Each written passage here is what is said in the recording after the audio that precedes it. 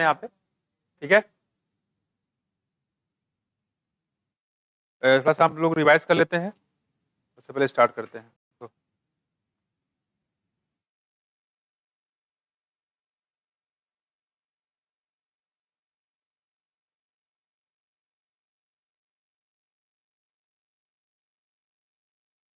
अच्छा अच्छा, तुम लोग इतने लेट क्यों आ रहे हो? हमारे सबको सब गायब हो जाएंगे हैं? चले आ रहे हैं लहराते हुए, टाइम से आए करो बच्चे।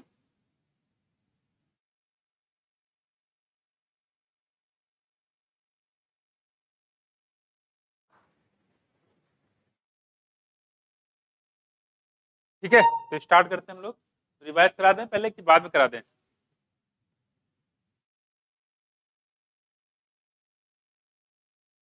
चलो स्टार्ट कर दो।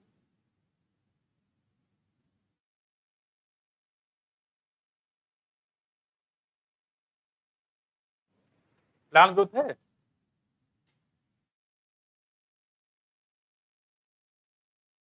तो कहीं दूसरे उसमें होगा।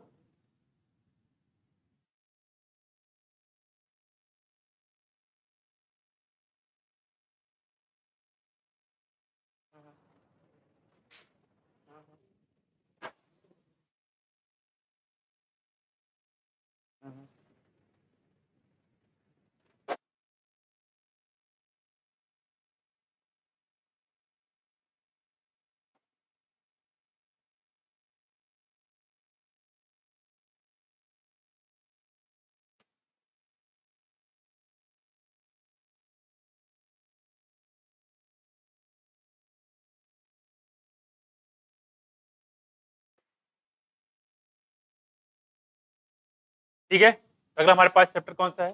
रिवाइज बाद में करा देंगे, पहले इसको देखो जरा।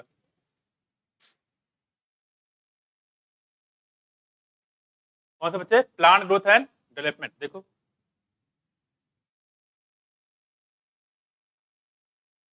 क्या क्या चीजें इसमें पढ़नी, जरा वो देख लो आप। और ये हमारे लास्ट चैप्टर है, ठीक है। सबसे पहले किसके बारे में?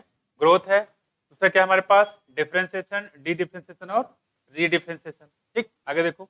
अगला हमारे पास है डेवलपमेंट, प्लांट ग्रोथ रेगुलेटर, और साथ में फोटो पीरियड्स और वनलाइजेशन। खासकर इससे क्वेश्चन इस समय नहीं आ रहे हैं, ठीक है। तो ऊपर का टॉपिक खासकर यहाँ से लेके इस टॉपिक काफी इंपॉर्टेंट यहाँ से आ रहे हैं। तो खैर, पढ़ना तो पूरा है ही इसमें। दूसरी बात हम लोग बात करें यहाँ पे कि जो इससे अगर क्वेश्चन का देखा जाए तो 2 से 3 क्वेश्चन का रेशियो है, ठीक है। 2 से लेके 3 क्वेश्चन इससे आते, इस बार भी आया था, ठीक। तो यहाँ पे देखते हैं यहाँ पे क्या है। तो यहाँ बताया कि सबसे पहले प्लांट ग्रोथ क्या है, प्लांट ग्रोथ एंड डेवलपमेंट, यानी कि ग्रोथ क्या है और डेवलपमेंट क्या है, इसके बारे में यहाँ पे हम लोग देखते हैं यहाँ पे, ठीक। देखो यहाँ पे अगर यहाँ पे बात करें डेवलपमेंट की, तो क्या है इसमें? Already studied the organisation of flowering plant, हम लोग पढ़ चुके हैं यहाँ पे, यानी कि एंजियोस्पर्म की बात कर रहे हैं हम लोग, एंजियोस्पर्म की बात कर रहे हैं हम लोग, एंजियोस्पर्म पढ़ चुके हैं यहाँ पे। Have you ever thought about the where and how the structure like root, stem, leaves, flower, fruit and seed are arises that is orderly sequence? जब now aware of the term seed, seedling, seed के बारे में जानते हैं, seedling के बारे में, plantlet, ये सारी चीजें यहाँ पे आप जानते हैं, ठीक। आप देखो आगे इसमें करें कि लीव्स क्या होता है, फ्लावर क्या है, फ्रूट्स क्या है, ये सारी चीजें इसमें जानते हैं। दूसरी बात करें कि जो प्लांट के ऑर्गन होते हैं वो वेराइटी ऑफ टिश्यू से मिलकर बना होता है, पता है यहाँ पे। और टिश्यू किससे मिलकर बना होता है? सेल से, है ना। यानी कि there any relationship between the structure of cell, यानी कि स्ट्रक्चर ऑफ सेल में और टिश्यू में क्या कोई रिलेशन होता है? तो बिल्कुल रिलेशन होता है। जैसे सेल होगा वैसे उसका टिश्यू होगा, वैसे इसका ऑर्गन होगा, ठीक है। दूसरी बात कह रहे हैं कि and the function they perform, can the structure and the function of these be altered, all cell of plant are descendant. कह रहे कि इसके स्ट्रक्चर और फंक्शन क्या अलग हो सकते हैं? बिल्कुल नहीं। जिस हिसाब से उसके फंक्शन होगा उस हिसाब से उसके स्ट्रक्चर भी होते हैं। All cell of plant are descendant of the zygote, यहाँ देखो क्या लिखा है, all cell of plant are descendant of zygote. Descendant मतलब होते हैं डाटर की बात कर रहे हैं, बच्चों की बात कर रहे हैं, ऑफस्प्रिंग की बात कर रहे हैं, इसका मतलब होता है ऑफस्प्रिंग, डिसेंडेंट। यानी कि जो सेल होते हैं प्लांट के वो जायगोट क्या होते हैं? डिसेंडेंट होते हैं। देखा जाए तो जायगोट से तो बनता है, जायगोट से पूरा प्लांट बनता है, जायगोट से पूरा एनिमल बनता है। तो कहने मतलब ये हो गया कि यही जायगोट आगे चल के क्या बनाता है? डिफरेंट डिफरेंट प्लांट के पार्ट्स बनाते हैं। Question is then why and how they have different structure and functional attribute. तो कह रहे इसके फिर ये स्ट्रक्चर अलग कैसे होते हैं, यहाँ देखो क्या है, एक पॉइंट बताया गया यहाँ देखो, ये जो डेवलपमेंट होता है क्या, development is the sum of two process, growth and differentiation, क्या, ग्रोथ एंड डिफरेंशिएशन। यहाँ देखो क्या है, मेन चीज जो लाइन है यहाँ पे ये इंपॉर्टेंट है, ग्रोथ है, जो डेवलपमेंट होता है, ठीक है, ग्रोथ और डिफरेंशिएशन मिला के हम लोग बोलते हैं क्या, डेवलपमेंट। देखो तो इंपॉर्टेंट पॉइंट अगर देखा जाए तो सिर्फ मात्र ये लाइन देखो,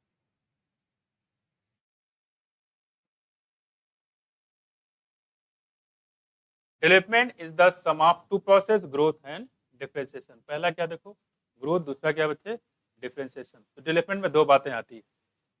to begin with essential and sufficient to know that development of mature plant form zygote, तो बोलते fertilize egg, follow a precise and highly orderless succession event. During this process a complex body organisation is form. ये तो आप जानते हो कैसे यहाँ पे फर्टिलाइजेशन होता है, ठीक है, कैसे फर्टिलाइजेशन होता है। दूसरी चीज देखो यहाँ पे क्या है, कह रहे कि you have study some of the factor, कुछ फैक्टर के बारे में स्टडी करेंगे, govern the control this developmental process. This factors are both क्या, इंट्रिंसिक और एक्सटेंसिव दोनों हो सकता है। एक्सटेंसिव मतलब एक्सटर्नल और इंट्रिंसिक मतलब इंटरनल। क्या कहना चाह रहे हैं देखो, इसमें एक बस एक लाइन इंपॉर्टेंट यहाँ पे देखो क्या है, कि जो डेवलपमेंट होता है, ठीक है, वो किससे मिलकर बना होता है, देखो ग्रोथ और डिफरेंशिएशन से, ठीक है।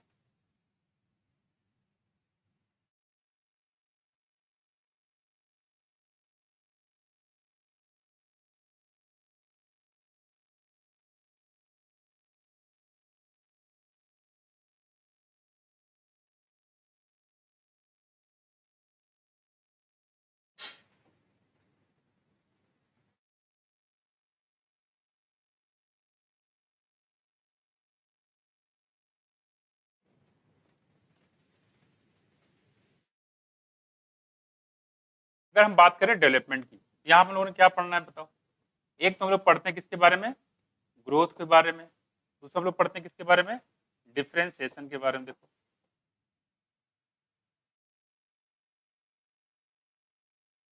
Growth and differentiation. दूसरी बात करें यहाँ पे, ग्रोथ एंड डिफरेंशिएशन, और कह रहे हैं कितने फैक्टर्स को प्रभावित करते हैं, देखो दो फैक्टर, कितने, दो, एक एक्सटेंसिक होता है, दूसरा इंट्रिंसिक होता है, ठीक।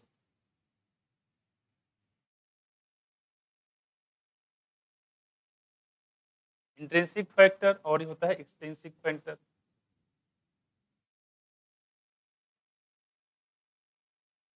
ठीक, अब इस एक्सटेंसिक की अगर हम बात करें तो क्या क्या चीजें आती है जो बाहर होता है एटमॉस्फेयर में, क्या है देखो, जैसे कि लाइट हो गया, है ना, लाइट का फर्क पड़ता है, और क्या होगा, जैसे कि CO2 हो गया, है ना, जैसे कि आपका मिनरल्स हो गए, इस वाले मिनरल्स है कि नहीं, ये प्लांट को मिल रहा है कि नहीं मिल रहा है, ठीक।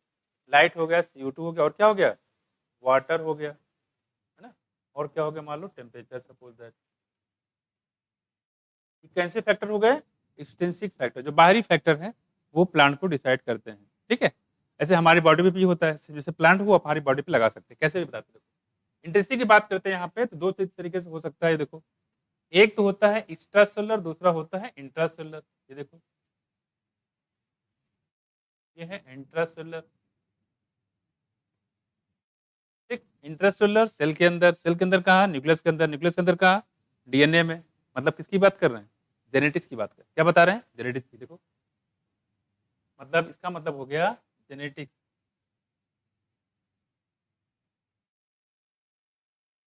मैं इंटरसेलुलर, भाई से बरगद का जो एम्ब्रियो है तो उसके जीन में है ना, स्टूडेंट किसी का एम्ब्रियो बरगद जैसा पेड़ जैसा हो जाएगा, तो बरगद का जो जीन है उसके अंदर है, तभी तो पेड़ जो इतना बड़ा होता है वो अचानक नहीं होता है, वो जीन के अंदर होता है चीजें। तो कैसी, अगर जीन में चीजें हैं तो कहीं कहीं भी बढ़ेगी। जायगोट कितना छोटा होता है और बरगद का पेड़ देखो कितना बड़ा होता है, ठीक। वही कह रहे हैं यहाँ पे इंटरसेलर में आपका जेनेटिक्स आ जाएगा। और अगर हम बात करें यहाँ पे जो एक्स्ट्रासेलर होता है, इंटरसेलर और एक्स्ट्रासेलर, यहाँ क्या आएगा देखो, एक्स्ट्रासेलुलर में आपका आ जाएगा जैसे कि PGR, प्लांट ग्रोथ रेगुलेटर, मतलब प्लांट हार्मोन, प्लांट हार्मोन की बात कर रहे हैं, ठीक। प्लांट हार्मोन, ये इसी को बोलते हैं फाइटो हार्मोन, क्या बोलेंगे बच्चे, फाइटो हार्मोन।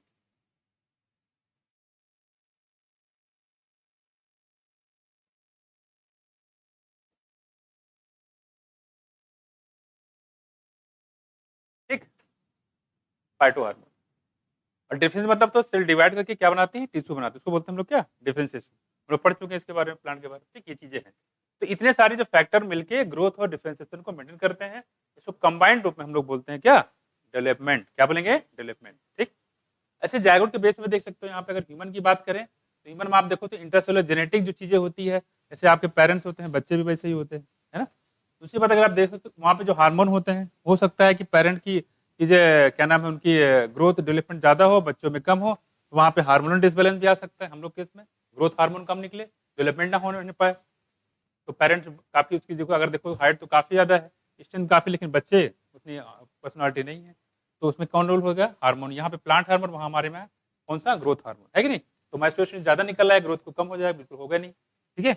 और दूसरी बात एक्सटर्नल फैक्टर में क्या क्या आता है, अगर हम लोग की बात करें तो हम लोग को क्या आता है, डाइट, न्यूट्रिशन, जीन बहुत अच्छा है, बहुत स्ट्रांग है, खाने नहीं मिल रहा सुबह शाम, भूखमरी के शिकार है, मरसमस, क्वासियोरकर, तो क्या उनके डेवलपमेंट हो पाएगा, नहीं हो पाएगा। तो कहने के कई सारे फैक्टर होते हैं जो डेवलपमेंट को डिसाइड करते हैं। तो मैं एक ही फैक्टर नहीं होता है कि जीन बहुत अच्छा है मान लो बरगद का ही पेड़ है, उसको खाना ना मिले, पानी ना मिले, न्यूट्रिशन ना मिले, तो क्या उसकी वो बरगद के पेड़ एक्सपेंड करेगा, कभी नहीं करेगा। बरगद छोड़ो, वो शीशम जैसा नहीं हो पाएगा, है कि नहीं। तो इसके लिए सारे फैक्टर जरूरी है। ठीक है, इसको ध्यान रखिएगा। कहाँ थी लड़की स्वाति, कहाँ थी, घर में क्या था, घर वाले तुम्हें डांटते नहीं है, मारते पीटते नहीं है, यहाँ कैसे आ गई। बिल्कुल वैसे ही बात होगी जैसे मान लो मैदान युद्ध में, युद्ध हो रहा हो, वहां से कोई आर्मी का अफसर घर भाग जाए, हम भाग आए हैं घर, तो क्या होता, क्या करेंगे घर के लोग, तो डंडे मार के भगाएंगे इस समय बॉर्डर होना चाहिए तो भागा है घर, है ना। दिस इज बेसिकली सिंबल की चीज क्या है ये, कायरता, किसी को बोलती है कायरता, कोऑर्डिनेट्स। देखो नोट कर लो इसको, ठीक है। अच्छा ये आप लोग लेट क्यों आए, इसके वजह बताओ, है क्या, क्या कह रहे थे, कल हम लेट आए थे, अच्छा अच्छा अच्छा, ठीक, हाँ ये लॉजिक तो बनता है, हम लेट आए, ठीक है। अरे हो जाता है कभी कभी, जाम रहता है रास्ते में, हो जाती है। ठीक, लंबे दूर से आते हैं ना, खैर चलो ठीक है, और कोई वजह तो नहीं है, बस ठीक है, तो अगर ये वजह है तो तब तो अच्छी बात है, हो गया।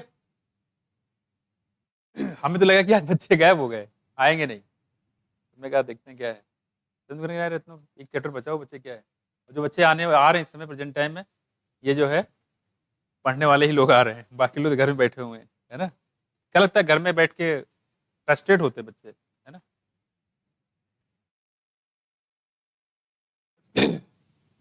इसको करते जाओ। और दूसरा हमने अभी प्लान काफ़ी चीज़ें थी, जैसे अभी रिवीजन मोस्टली हमने आपको करवाई दिया 11-12 का, है ना, मोस्टली करवा दिया हमने, तो ये चीज़ें हैं। और दूसरा हमारे पास जो है एक जो सिलेबस का हमने बताया था, फिजिक्स केमिस्ट्री और बायोलॉजी का सब बुक जिनके पास नहीं ले लेंगे। हम ये प्लान कर रहे हैं कि एक ही दिन बुला लें, या बॉटनी के लिए अलग बुलाएं, जूलॉजी के लिए अलग बुलाएं, फिजिक्स केमिस्ट्री के लिए अलग बुलाएं, क्योंकि एक दिन में कर नहीं पाओगे। बताओ कैसा सोच रहे हो, अलग अलग बुला लेते हैं, सही रहेगा, आप लोग भी ठीक रहेगा, क्योंकि 2 घंटे में फिर 1.5 घंटे में हो नहीं पाएगा चीज़ें। ओके, हमें सिर्फ ये नहीं बताना कि कौन सा क्वेश्चन 2022 में आया था, किस पेज से आया था, हमें ये भी बताना कि और क्या क्या 2023 में आ सकता है। भाई जो आ गया उसमें ज़्यादा क्या दिखाई करना है, उसी के इर्द गिर्द जो क्वेश्चन हम आपको बताएंगे कि क्या क्वेश्चन इस बार 2023 में आ सकता है, और उसके जैसा क्वेश्चन जो दूसरा आया तो कैसे कर पाओगे। क्लियर है, तो आपके लिए काफ़ी कंफर्टेबल हो जाएगा, पेपर आपका आसान हो जाएगा, बहुत ज़्यादा चेंजिंग होते नहीं है, वैसे क्वेश्चन रहेंगे, उसके इर्द गिर्द उसी टाइप के क्वेश्चन मैं आपको बता दूंगा, हर उसमें एग्जाम्पल में 1-2 टाइप के, जाहिर सी बात उसमें टाइम लगने वाला है, ठीक है। तो आप लोग जिनके पास किताब ना, किताब लेके आएंगे, रख लेंगे अभी से, तो हम 4 दिन की क्लास करेंगे, 4 दिन फिजिक्स केमिस्ट्री बॉटनी और जूलॉजी, ये करवा के खत्म करते हैं, ठीक है। क्योंकि रिवीजन में हो सकता है कि नया बैच स्टार्ट होने वाला है ना, हो सकता है कि रिवीजन में जो नए बच्चे हैं, ठीक है, तो रिवीजन हो सकता है पोस्टपोन होना पड़े, ना हो पाए, बाय द वे मुझे ऐसा लग रहा है। इस वजह से साथ साथ मैंने करवाते रहें, ताकि आपको मान लो ऐसा कुछ है तो आपका पहले से रिवीजन हो जाए, बाय द वे ना हो पाए सपोज दैट, तो लेकिन जितना करवा रहे हैं तो इतना एटलीस्ट तो हमने सोचा कि इतना करवा देंगे, उसके बाद आपकी मर्जी, है ना। बाकी इसको प्रॉब्लम होती रहेगी, प्रॉब्लम किसी को होगा नहीं, लेकिन अगर होता है तो फिर तो क्लास चलेगी, कोई दिक्कत नहीं। बीच में आ जाना, जो बता देना, हम प्रॉब्लम सॉल्व कर देंगे। बाकी क्या करना है वो भी हम आपको बता देंगे, ठीक है, ये चीज़ें पूरा करवा देंगे। पूरा मतलब आपको करना क्या रह गया है देखा जाए तो मोटा मोटा, करना आप करो या हम करवाएं सिर्फ क्वेश्चन की प्रैक्टिस रह गई। सॉरी, क्वेश्चन की सिर्फ प्रैक्टिस रह गया है देखा जाए तो, ठीक है। पहला हमने आपको पूरा पढ़ा भी दिया है, रिवीजन भी पूरा करा दिया लगभग, है ना। अब आपको बचता क्या है, क्वेश्चन की प्रैक्टिस, ठीक है। तो आपके पास क्वेश्चन पेपर, आप उसको खुद से सॉल्व करते रहो। जैसे किसी क्वेश्चन में है तो उसको डाउट है तो उसको आप मार्क कर लेना, ठीक है।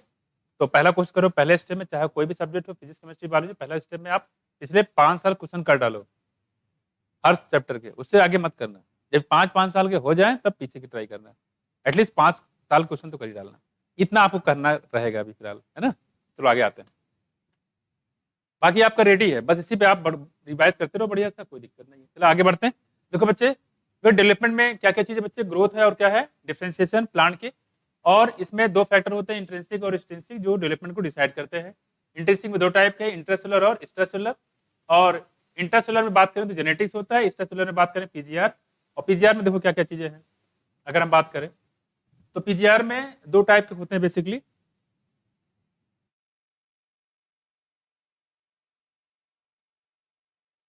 ठीक है, देखो एक प्लांट ग्रोथ प्रमोटर होता है। क्या होता है, प्लांट ग्रोथ प्रमोटर होता है, एक प्लांट ग्रोथ इनहिबिटर होता है, ठीक। तो प्लांट ग्रोथ अगर हम प्रमोटर की बात करें और प्लांट ग्रोथ इनहिबिटर, ठीक। प्लांट ग्रोथ प्रमोटर की बात करें, बेसिकली इसमें 3 हार्मोन आते हैं। कितने बच्चे, 3। कौन कौन से बताया कोई। एक तो आता है हमारा कौन सा, ऑक्सिन। कौन सा है, ऑक्सिन। ऑक्सीजन बनाने के लिए कौन सा एलिमेंट चाहिए होता है बताओ, जिंक चाहिए होता है ना।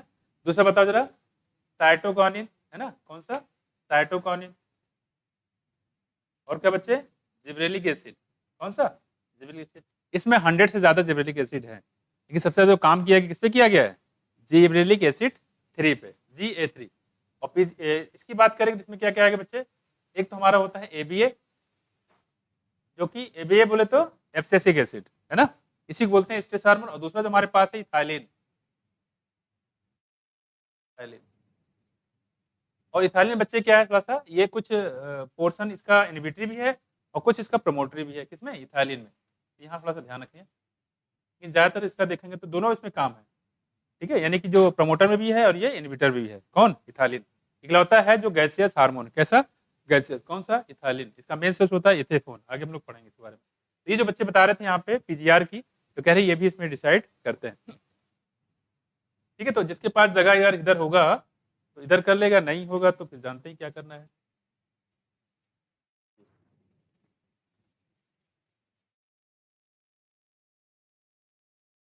ठीक है,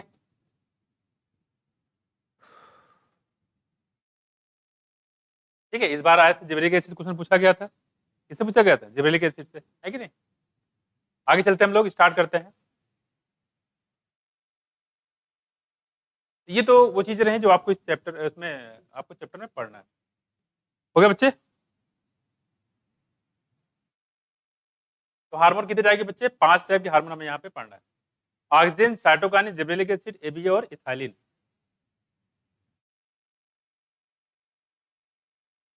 हो गया, जल्दी नोट कर लो इसको फटाक से। चार्जर लाया सी टाइप वाला, है किसी के पास, नहीं है।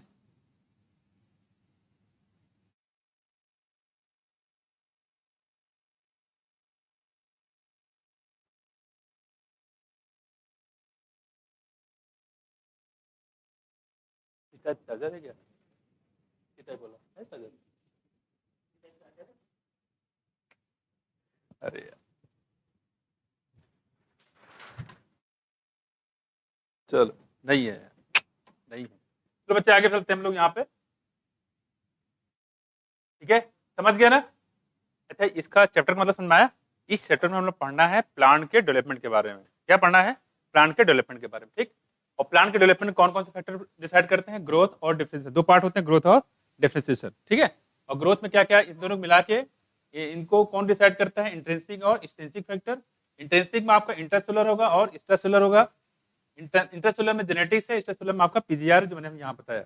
5 हार्मोन है, कुछ प्लांट ग्रोथ प्रमोटरी भी हैं, कुछ प्लांट ग्रोथ इनहिबिटरी भी हैं, ठीक।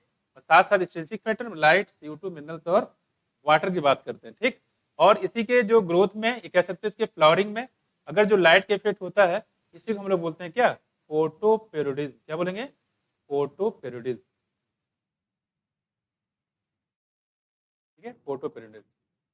तो इफेक्ट ऑफ लाइट का किस पे, फ्लावरिंग पे, किस पे, फ्लावरिंग। और फ्लावरिंग हो रहा है इसका मतलब क्या, उसमें डेवलपमेंट हो रहा है, देखो।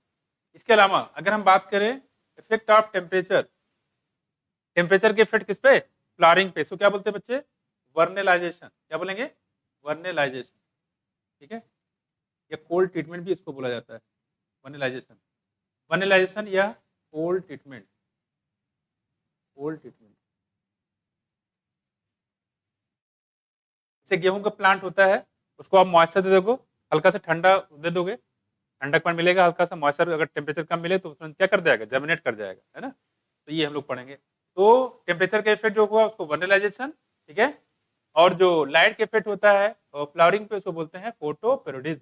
और गार्नर और एलार्ड 2 साइंटिस्ट थे जिन्होंने फोटोपेरोडिज्म के बारे में काफी ज्यादा काम किया था, ठीक। ये सारी चीजें अब आते हैं, मोटा मोटा आप देखा जाए तो यही सारी चीजें आपको पढ़ना है। अब आते हैं इसके आगे।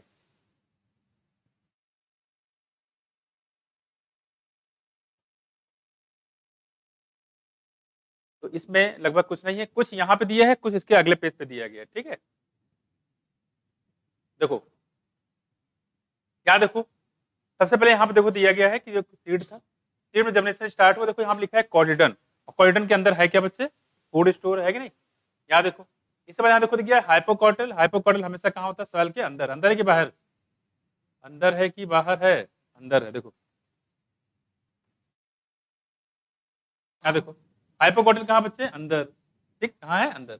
और यहाँ देखो इपिकॉटल कहाँ बच्चे, बाहर। तो ये आउटसाइड है ना, आउटसाइड किसके, आउटसाइड ऑफ सॉइल, सॉइल के बाहर और सॉइल के अंदर, ये इनसाइड हो जाएगा, है ना, हो जाएगा इनसाइड। तो जो प्लांट की ग्रोथ होती है तो क्या बताएंगे, हाइपोकॉटल सॉइल के अंदर होता है, एपिकॉटल सॉइल के बाहर होता है। नाम से क्लियर है तो इसको खासतौर पे ध्यान रखिए। देखो और यहाँ बताया था कि जब इसमें जर्मिनेट करता है, देखो यहाँ पे सीड कोड कहाँ चला गया, ऊपर से लगे, किस पे, फोर्स लगता है, क्या लगता है, फोर्स लगता है।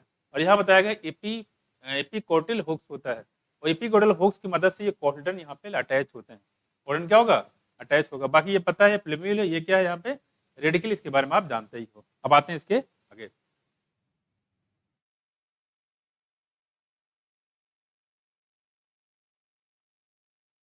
क्या देखो यहाँ से आपका ये स्टार्ट होता है।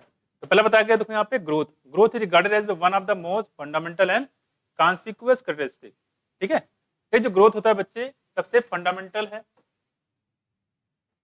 देखो growth, growth is regarded as the one of the most fundamental and conspicuous, मतलब जो क्लियर कट आपको दिखाई दे, क्लियर कट आपको दिखाई दे, characteristic of the living organism, कोई भी हो, चाहे प्लांट हो चाहे वो एनिमल हो, ठीक है। ये आपको दिखाएगा, ग्रोथ हो रहा तो आपको दिखाई देगा उसमें, ठीक। देखो what is the growth, growth can be defined as an irreversible, यहाँ पे इसकी डिफिनेशन बताया गया। देखो क्या है, कहने की जो ग्रोथ होता है बच्चे, ग्रोथ क्या है, irreversible permanent increase in size of an organ और इट्स पार्ट्स और इवन ऑफ इंडिविजुअल सेल। क्या क्या चीजें, देखो ऑर्गन का हो सकता है, ऑर्गन कोई पार्ट्स हो सकता है, मतलब टिश्यू की बात कर रहे हैं, ठीक है। और इवन ऑफ इंडिविजुअल सेल, या कोई इंडिविजुअल सेल भी हो सकता है, ऑर्गन हो सकता है, टिश्यू हो सकता है, या कोई सेल हो सकता है। तो कह रहे हैं उसमें अगर ग्रोथ हो और कैसा हो, इरिवर्सिबल हो, मतलब एक बार ग्रोथ होगा तो ऐसा नहीं फिर से वापस आ जाए, साथ साथ परमानेंट हो। ये हो गई डिफिनेशन। जैसे बताया था हार्मोन की डिफिनेशन, हार्मोन क्या था, नॉन न्यूट्रिएंट था, इंट्रासेलर की इंटरसेलर, हाँ इंटर की इंट्रा, इंटरसेलुलर, और क्या था, रिक्वायर्ड इन ट्रेस अमाउंट, ठीक। वैसे यहाँ पे ध्यान रखिएगा, तो ध्यान रखिएगा इसमें जो साइज होता है, इंक्रीज इन साइज, किस इसका, किसी ऑर्गन का, टिश्यू का, साथ साथ में इवन किसी सेल का। तो टिश्यू का, ऑर्गन कोई सेल का होगा, ऑब्वियसली पूरे प्लांट का हो जाएगा, है कि नहीं। टिश्यू को हम लोग बोलते हैं क्या, और कैसा हो बच्चे, रिवर्सिबल की इरिवर्सिबल, इरिवर्सिबल है, और टेम्परेरी की परमानेंट, हाँ परमानेंट, इस बात ध्यान रखिएगा। देखो generally growth is accompanied by the metabolic process both anabolic categories that occur at the expense of energy, जाहिर सी बात है। therefore for example expansion of leaf, अगर लीफ एक्सपैंड कर रहा है इसका मतलब क्या हो रहा है, ग्रोथ हो रहा है। क्या हो रहा है, ग्रोथ हो रहा है। ये एग्जांपल हो गया किसके, ग्रोथ के। How would you describe the swelling of peace of would. ये देखो, अगर है कि जो वुड होता है व्हेन प्लेस इन वाटर, इसको क्या एक्सप्लेन करोगे, कोई लकड़ी इसको पानी में डाल दिया, क्या उसमें ग्रोथ हुआ है, तो क्या हुआ, ग्रोथ हुआ कि नहीं हुआ है, हुआ, ग्रोथ हुआ, ग्रोथ होगा नहीं होगा, क्यों नहीं होगा बताओ। हाँ किसी ने बोला, क्या बोला, रिवर्सिबल है, दैट इज रिवर्सिबल। बच्चे ये पहले तो ये समझो प्रोसेस का नाम क्या है, वे बताओ पहले। Imbibition, right. और इम्बाइबेशन बताया था कैसा होता है, ये रिवर्सिबल होता है। अगर लकड़ी को पानी में डालोगे तो फूल के बड़ा हो जाएगा, उसके बाद उसको धूप में रख दो फिर क्या हो जाएगा, सूख जाएगा। ये रिवर्सिबल हो गया ना। ये होना कैसे चाहिए, ध्यान रखना इसको, ठीक है। ये ग्रोथ नहीं है, ठीक है, इसको क्या बोलेंगे हम लोग, ये ग्रोथ नहीं है। कोई दिक्कत, ये ग्रोथ नहीं बच्चे। इसको क्या बोलोगे, इस प्रोसेस का नाम है इम्बाइबेशन। क्या बोलेंगे, इम्बाइबेशन। और इम्बाइबेशन कैसा होता है, रिवर्सिबल होता है। आगे देखो, plant growth generally is indeterminate type. देखो क्या है, प्लांट में ग्रोथ होता है, हम लोग की बॉडी में भी ग्रोथ होता है। और हम लोग की बॉडी आपको याद होगा, जब फर्टिलाइजेशन होता है, फर्टिलाइजेशन बनता है जायगोट, जायगोट से कैसे कैसे बनता है, 2 सेल, 2 से 4, 4 से 8, 8 से 16, 16 से 32, और 8 से 32 से क्या बोलते थे हम लोग, मारुला है, ब्लास्टोमियर। और 16 से 32 वाले बोलते हैं मारुला, याद है। उसके बाद क्या था, 8 से 16 के 8 से 32, 16 से 32 बच्चे क्या था, 16 से 32 देख लो, 16 से 32 है ना, है 8 से 16, 2 से लेके अगर हम 16 से स्टेट होगा तो वो होगा हमारा ब्लास्टोमियर। और 8 से 16 क्या बोला था, मारुला। क्या बोलेंगे, 8 से 16 वाले को मारुला बोलेंगे, ठीक है, सही है। तो आप कह रहे हैं कि उसके बाद क्या होता है बताया था, उसके बाद हमारा बनता है ब्लास्टोसिस। यही ब्लास्टोसिस जाके इम्प्लांट हो जाएगा कहाँ पे, इंडोमेट्रियम की मायोमेट्रियम में, इंडोमेट्रियम में, ठीक, कहाँ पे, वहां पे इम्प्लांट हो जाएगा। इसी को हम लोग बोलते हैं क्या, इम्प्लांटेशन बोल सकते हैं, है ना। इसके बाद क्या होता है, हमने बताया सबसे पहले इसमें जर्मिनल लेयर बनती है, कितनी, क्या बनेगा, इक्टोडर्म, मेजोडर्म और इंडोडर्म। तो पहले क्या बनता है बताओ, इक्टो और इंडो, और बीच में क्या बनता है, मेजोडर्म। 3 जर्मिनल लेयर बनती, इन्हीं तीनों लेयर से डिफरेंट डिफरेंट बॉडी के पार्ट बनते हैं। जैसे ब्रेन की बात करें तो ये डिसाइड हो गया, अगर इक्टोडर्म बन गया तो उससे ब्रेन बनेगा, तो इक्टोडर्म से ही बनेगा, तो डिसाइड हो गया ना। लेकिन कह रहे हैं प्लांट में ऐसा कुछ डिसाइड नहीं होता है, ठीक है। तो अगर ऐसा कुछ डिसाइड ना हो उसको बोलेंगे इनडिटर्मिनेट टाइप। क्या बोलेंगे, इनडिटर्मिनेट। तो हम लोग में कैसा हो गया, डिसाइड हो गया, यानी कि डिटर्मिनेट टाइप पहले से डिसाइड हो गया। प्लांट में ऐसा कुछ डिसाइड नहीं होता है। तो मैं आगे देखो, हाँ बोलो, हाँ हाँ ये वाला बोलो, ग्रोथ नहीं बोलेंगे बच्चे, इसको ग्रोथ नहीं बोलेंगे। हाँ हाँ, इंक्रीज इन मास हो जाए, लेकिन इंक्रीज इन मास होने के बाद घटे नहीं ना, ये भी तो जरूरी है। वहां तो दिया है कि इंक्रीज इन मास ग्रोथ होता है। हाँ हाँ हाँ, ऑन माउंटेन, माउंटेन कौन सा मिट हो रहा था, आयस की बात करो। देखो क्या है बेसिकली, अगर उसमें देखा जाए तो इंक्रीज, पूरी डिफिनेशन समझो क्या है, ग्रोथ की डिफिनेशन क्या बताया था हमने, इंक्रीज इन मास और इंक्रीज इन नंबर, डिक्रीज नहीं, इंक्रीज इन मास। समझाया, बाद में वही पत्थर टूट जाए, माउंटेन गल जाए तो वो ग्रोथ नहीं कहलाएगा, अगर ऐसा हुआ तो। अगर पहले बढ़ गया फिर घट गया तो काहे का ग्रोथ, ग्रोथ किस बात का, तो इंक्रीज इन मास हो या इंक्रीज इन नंबर हो उसी को हम ग्रोथ बोलेंगे। वहां भी बताया गया था, यहाँ भी बताया जा रहा है कि मास में इंक्रीज होता है तो घटना नहीं चाहिए, बढ़ना चाहिए। अपना दोनों चीजें जगह सेम, सही चीज लिखी हुई है, ऐसा कुछ है नहीं उसमें, है कहाँ टेम्परेरी बच्चे, क्या दिया बताओ, बताओ बताओ क्या दिया, हाँ मिट्टी आती है, ठीक, हाँ मिट्टी लिखा है कि मिट्टी हट जाएगी, नहीं नहीं पर नहीं, उस पर लिखा है मिट्टी हट जाएगी, तो फिर अरे पहले ये समझो आप, ग्रोथ क्या है, इंक्रीज इन मास या इंक्रीज इन नंबर, इसको बोलते हैं ग्रोथ। तो अगर मास में इंक्रीजमेंट हो रहा तभी ग्रोथ बोलेंगे, डिक्रीज ग्रोथ बोलेंगे उसको, जो ग्रोथ नहीं बोलेंगे बच्चे। डिफिनेशन वही है जो वहां पे वही यहाँ भी है, इसमें कोई अल्ट्रेशन नहीं है, समझ आया? तो इसको हम लोग ग्रोथ है। ग्रोथ का मतलब हमेशा बढ़ते रहना। आप खुद सोचो क्या पीछे हटना होता है ग्रोथ? नॉर्मल भी होगा, ग्रोथ का मतलब आगे बढ़ते रहना है, यानी कि पीछे आना है। ये समझो आप समझ बात, कोई दिक्कत तो नहीं? तो डिफिनेशन है कि इंक्रीज इन मास और इंक्रीज इन नंबर। ठीक है, अब आते हैं इसके आगे, देखो इधर। इसलिए यहां बताया गया, देखो इरिवर्सिबल, घटना नहीं चाहिए। ठीक, ये डिफिनेशन आपसे पूछ भी सकता है, ठीक, लाइन में करके सेशन रीजन दे सकता है। देखो आगे यहाँ पे, लेकिन यहाँ पे क्वेश्चन अभी पूछे नहीं जा रहे हैं। क्वेश्चन अभी कहाँ मैं आपको बता रहा हूँ, देखो plant growth generally is indeterminate. ये इनडिटर्मिनेट मतलब समझाया, प्लांट ग्रोथ में इनडिटर्मिनेट टाइप का डेवलपमेंट होता है। क्या मतलब इसका? कि इसमें सेल में डिसाइड नहीं होता कि कौन से पार्ट को लीफ बनाना, किसको फ्लावर बनाना है, कुछ भी डिसाइड नहीं होता पहले से। और हम लोग की बॉडी में जैसे जर्मिनल लेयर बनती है सब डिसाइड हो जाता है, लीवर किससे बनना है, ब्रेन किससे बनना है, आइस किससे बनता है, समझ?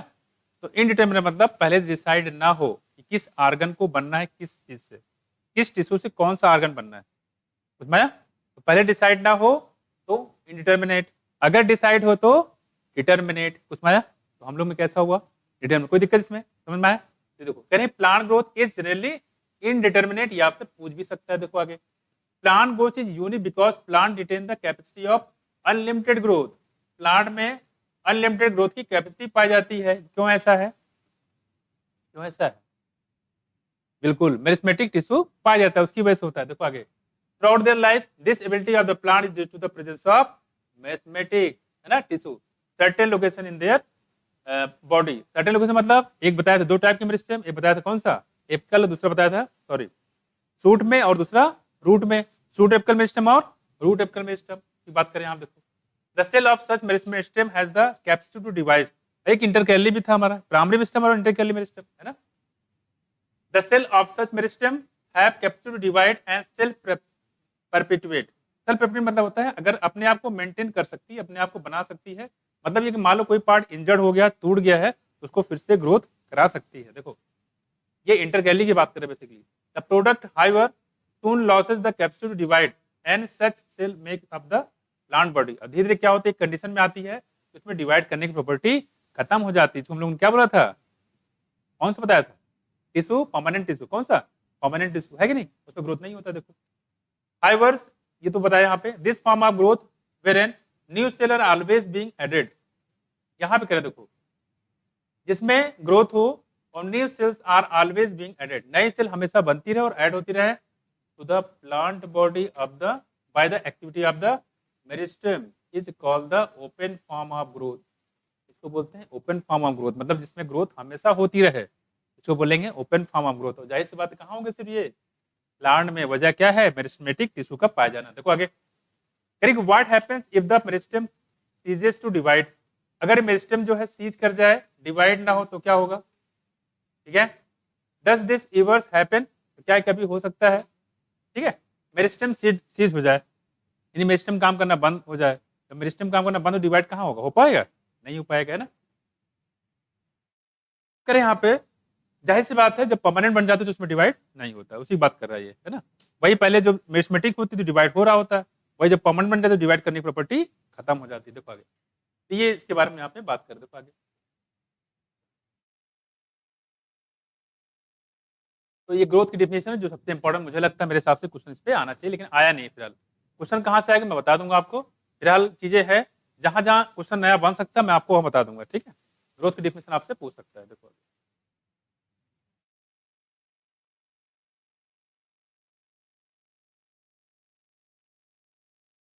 तो हम लोगों ने यहाँ पे पढ़ा था मेरिस्मेटिक टिश्यू में पहले भी, ठीक है। एक बताया था हमने क्या, रूट एपिकल मेरिस्टेम, और दूसरा बताया था सूट एपिकल मेरिस्टेम, ठीक, ये बताया था यहाँ पे। देखो टॉप पे सूट और रूट हो गया। दूसरी बात करें कि यहाँ पे देखो क्या होता है, वेस्कुलर कैम्बियम, पता ही है वेस्कुलर कैम्बियम तो डाइकाट है कि मोनोकाट है, डाइकाट है ना। देखो जाहिर सी बात डाइकाट है, मोनोकाट तो होगा नहीं, है कि नहीं। देखो सॉरी, वेस्कुलर कैम्बियम दिया है, क्या दिया है, परमानेंट नहीं है, वेस्कुलर कैम्बियम तो होगा ही। वेस्कुलर मतलब जाइलम और फ्लोएम की बात कर रहा था, क्या है, जाइलम और फ्लोएम की बात कर रहा है। इसका मतलब हो गया जाइलम और फ्लोएम। जाइलम कितने टाइप के बताओ, दो टाइप के कि चार टाइप के, 4 टाइप के। फ्लोएम कितने टाइप के? 4 टाइप। देखो यहाँ पे ये हम लोग बात करें, यहाँ देखो ये सूट का पोर्शन हो गया, यहाँ पे रूट का पोर्शन दिया हुआ है, और यहाँ पे दिया है आपका वेस्कुलर कैम्बियम, ऊपर भी है देखो और नीचे भी है। देखो खैर ये तो फिगर की बात रह गई। देखो यहाँ पे जो बच्चे एरो दिखा रहे हैं, एरो किसको रिप्रेजेंट कर रहा है बताओ? एरो रिप्रेजेंट कर रहा है इसकी सेकेंडरी ग्रोथ को। किसको? सेकेंडरी ग्रोथ को। ये जो दिया हुआ है ये बेसिकली रिप्रेजेंट कर रहा है सेकेंडरी ग्रोथ को। प्लांट लंबाई में बढ़ेगा, लंबाई बढ़ने के बाद चौड़ाई में बढ़ेगा, इसको बोलते हैं सेकेंडरी ग्रोथ। देखो growth of the plant and principally contribute to the elongation of the plant along their axis. You also know that in dicot plant and gymnosperm, ये देखो डाइकॉट प्लांट की बात करें और बताया सेकेंडरी ग्रोथ कहाँ कहाँ होता है? डाइकॉट प्लांट में और कहाँ? जिम्नोस्पर्म में, दो ही जगह होता है। देखो द लेटरल मेरिस्टेम, क्या lateral meristem, vascular cambium and cork cambium, appears later in life, ये बाद में बनते हैं एपीएस लेटर इन लाइफ। तो वही कहने की डाइकॉट प्लांट की बात करें, जिम्नोस्पर्म बात करें, जो लेटरल मेरिस्टेम होता है, ठीक है, वेस्कुलर कैम्बियम होता है, कार कैम्बियम होता है, एपीएल लेटर लाइफ, मतलब बाद में ये बन जाते हैं, बाद में जरूरत पड़ती है तो बाद में बनते हैं, है ना। शुरुआत में मेरिस्मेटिक ही रहते हैं लेकिन बाद में इनका फॉर्मेशन होता है। This are the meristem that causes the increase in girth, और ये ऐसे होते हैं meristematic tissue that causes increases in girth. Girth मतलब चौड़ाई, किसकी? Organ in which they are active, मतलब कहने मतलब है ये इसकी चौड़ाई बढ़ रही है। देखो यहाँ पे इधर और इधर, और कैसे बढ़ते हैं इसके बारे में बता चुके हैं यहाँ पे। सबसे पहले मैंने बताया था यहाँ पे अगर स्टेम होगा तो क्या होगा यहाँ पे, बोलो कैसे बताया था हमने यहाँ पे? इंट्राफेसिकुलर कैम्बियम डिवाइड करता है, सामने आसपास की जो सेल होगी मैस्मेटिक सेल उसको डिवाइड करेगी, उससे क्या बनाएगी? इंटरफेसिकुलर कैम्बियम, कंप्लीट रिंग का फॉर्मेशन हो जाता है। जैसे रिंग बनी वैसे डिवीजन प्रॉपर्टी शुरू हो जाएगी, अंदर भी होगा और बाहर भी होता है। कहाँ ज्यादा होता है? अंदर तरफ, और कहाँ कम होता है? बाहर तरफ। फिर क्या बनता है? प्राइमरी, सेकेंडरी जाइलम और सेकेंडरी फ्लोएम, उसी की बात करो। देखो this is known as secondary growth. बच्चे क्या बोलते हैं? Secondary growth. प्लांट की ग्रथ, ग्रथ मतलब चौड़ाई, चौड़ाई बढ़ने को हम लोग बोलते हैं सेकेंडरी ग्रोथ। देखो कह रही ग्रोथ इज मेजरेबल, मतलब क्या है कि ग्रोथ को आप मेजर कर सकते हो, बिल्कुल कर सकते हो, है कि नहीं। देखो इधर growth at A cellular level is principally A consequence of increase in amount of protoplasm.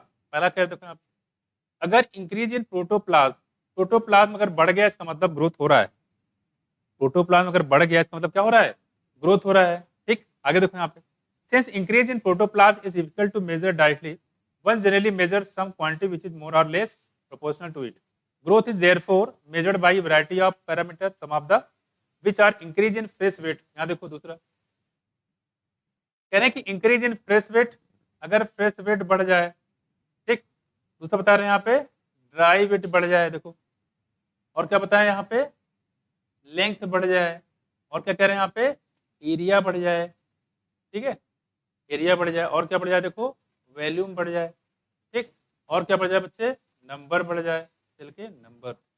अगर इनमें कोई भी चेंजिंग होता है तो समझ लो कह रहे ग्रोथ हो रहा है। क्या क्या? देखो अगर प्रोटोप्लाज्म का अमाउंट बढ़ता है तो ग्रोथ हो रहा है, और अगर यहाँ पे फ्रेश वेट बढ़ रहा है तो भी ग्रोथ बोलेंगे, ड्राई वेट बढ़ रहा है तो भी ग्रोथ बोलेंगे, लेंथ बढ़ रहा है, एरिया बढ़ रहा है, वॉल्यूम बढ़ रहा है, और सेल नंबर बढ़ रहे हैं, ये सारी कंडीशन बढ़ेंगे तो इसको हम क्या कहेंगे? ग्रोथ कंसीडर करेंगे, ठीक है। अब देखो यहाँ पे कुछ यहाँ पे एग्जांपल बताया गया है। देखो यहाँ पे you may find amazing to know that one single maize root apical meristem can give rise to the more than 17,500 new cell per hour. मतलब क्या है? मतलब सिंगल जो मेज का रूट एपिकल मेरिस्टेम होता है मेज का रूट एपिकल मेरिस्टेम क्या कह रहा है? देखो कह रहे कि 1 घंटे में 17,500 नई सेल बना सकता है। कौन? जो मेज होता है उसका रूट। ये भी ध्यान देंगे यहाँ पे, देखो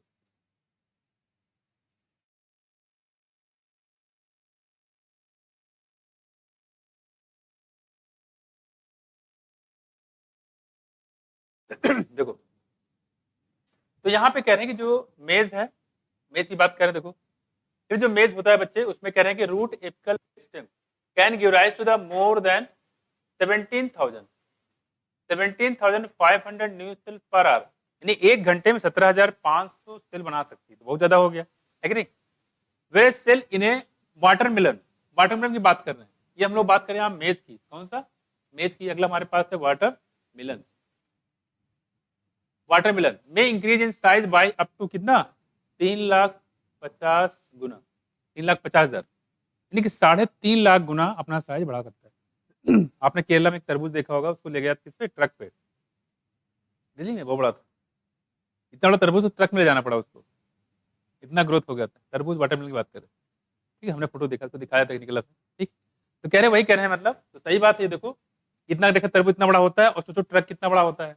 उस ट्रक में क्योंकि इतना बड़ा था, उसको ले जाना मुश्किल हो गया था, तो ट्रक में इसको लेके जा रहे थे। तो ये कह रहे हैं, देखो तो कह रहे हैं कि 3.5 लाख गुना जो है साइज में बढ़ सकता है कौन, वाटरमेलन, ठीक। देखो जाहिर सी बात, ग्रोथ सही होगा। कह रहे कि इन फार्मर, मतलब पहले वाले की बात करें, देखो former growth is express in increase in cell number.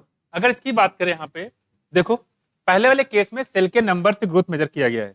17,500 new cell, farm मतलब बात करें मेथ की बात कर रहे हैं पहले वाला, तो पहले वाले सेल में नंबर काउंट किया गया है, दूसरे वाले उसमें साइज मेजर किया गया है। तो साइज बढ़ता है तो उसको भी ग्रोथ बोलेंगे, नंबर बढ़ता है तो उसको भी ग्रोथ बोलेंगे। तो इंक्रीज इन नंबर और increase in size, it is the twin characteristic of living organism, बताया था आपको, है ना। देखो तो कह रहे हैं कि यहाँ पे 3.5 लाख गुना यहाँ पे बढ़ सकता है। Growth is present increase in cell number, ठीक। द लेटर एक्सप्रेस, जो बाद वाला है, यानी कि इसकी बात करें वाटरमेलन की, express growth as a increase in size of the cell, while the growth of the pollen tube is measured by, ये इंपॉर्टेंट है, देखो ये पूछ सकते हैं आपसे, growth in pollen tube is measured in terms of its length, ठीक है। अगर pollen tube है बच्चे, increase in surface area denote the growth in the dorsoventral leaf, यहाँ दो क्या है, तो pollen tube is measured in terms of length and increase in surface area denote the growth in the dorsoventral leaf. मतलब क्या है, जो pollen tube में है बच्चे, पॉलन ट्यूब उसमें किस में मेजर करेंगे, लेंथ में मेजर करते हैं। पॉलन ट्यूब जो होता है बच्चे, उसको लेंथ में मेजर करते हैं अगर आपसे पूछता है, और उसका नाम होता है पैरेलल लाइन टेक्निक। क्या बोलते हैं, पैरेलल लाइन टेक्निक। ये कई साल से सोच, लेकिन ये क्वेश्चन आ नहीं रहा है, आना चाहिए इसको, ठीक। कि जो पॉलन ट्यूब होता है उसको ग्रोथ कैसे मेजर करोगे, नंबर में, गर्थ में, सरफेस एरिया में, लेंथ में, क्या बताओगे, लेंथ में। और कौन सा टेक्निक होगा, पैरेलल लाइन टेक्निक। वहां नहीं लिखा है, यहाँ लिखा है, देखो इधर, detection of zone of elongation by parallel line technique. क्या बच्चे, पैरेलल लाइन टेक्निक, बस आपको ये नाम याद होना चाहिए, पैरेलल लाइन टेक्निक,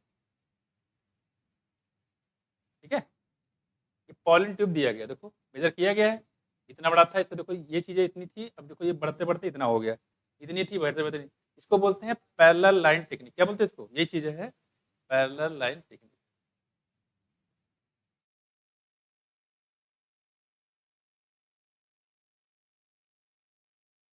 कुछ माया, तो पॉलन ट्यूब को ग्रोथ कैसे मेजर करोगे, बताओ, क्या मेजर करके, लंबाई मेजर करके। देखो ये इसकी लंबाई मेजर करके, और लंबाई कैसे मेजर करोगे, कौन सी टेक्निक से, पैरेलल लाइन टेक्निक से, ठीक है। ध्यान रखना इसको, ये मुझे लग रहा है कि आना चाहिए, वहां भी लिखा है इधर देखो, ठीक है। और देखो पत्ती है, तो पत्ती तो आप गेस कर ही ले जाओगे, सरफेस एरिया हम लोग लेते हैं, ठीक। किससे करेंगे, लंबाई तो होती नहीं, क्या लेंगे, सरफेस एरिया लेंगे पूरा। तो लीफ में आप ध्यान रखिए, लीफ में सरफेस एरिया होता है, कैसे होता है अभी हम लोग देखेंगे यहाँ पे इसके बारे में, ठीक। तो ये पॉइंट इंपॉर्टेंट रखना कि पॉलन ट्यूब में ग्रोथ किसे मेजर करते हैं, क्या बताओगे, क्या बताओगे, पैरेलल लाइन टेक्निक से। और क्या मेजर करेंगे, चौड़ाई कि नंबर, लेंथ मेजर करेंगे, क्या मेजर करेंगे, लेंथ। इसको ध्यान रखना, कोई चीज वहां नहीं लिखी, चीज यहाँ लिखी है। कौन सी टेक्निक है बच्चे, पैरेलल लाइन टेक्निक। कौन सा, पैरेलल, नाम याद रखिएगा, क्या होता है, कैसे होता है, उसको मार दो गोली। देखो अगला हमारे पास है फेज ऑफ ग्रोथ, कौन कौन से फेज होते हैं, ठीक है। कौन कौन से फेज, देखो यहाँ पे, period of growth is generally divided into 3 phases, 3 phase में डिवाइड किया गया है, ठीक है।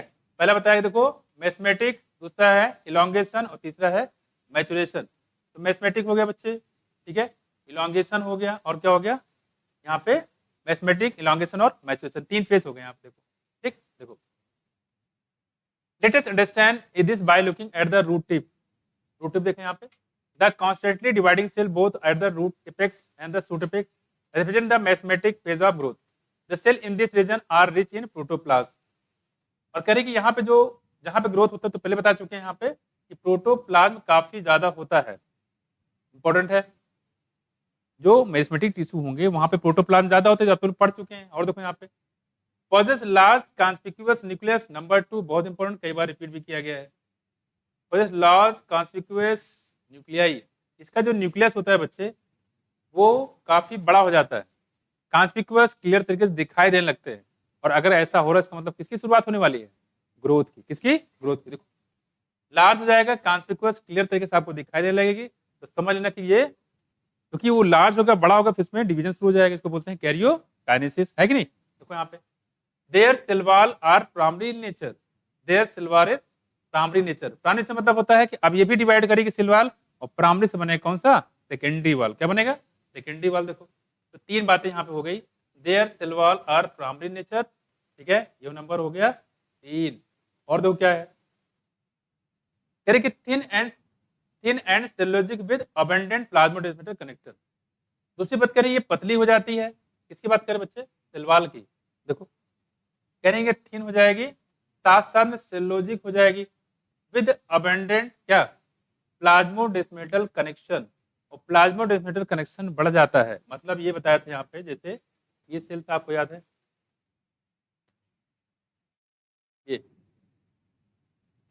है कि नहीं?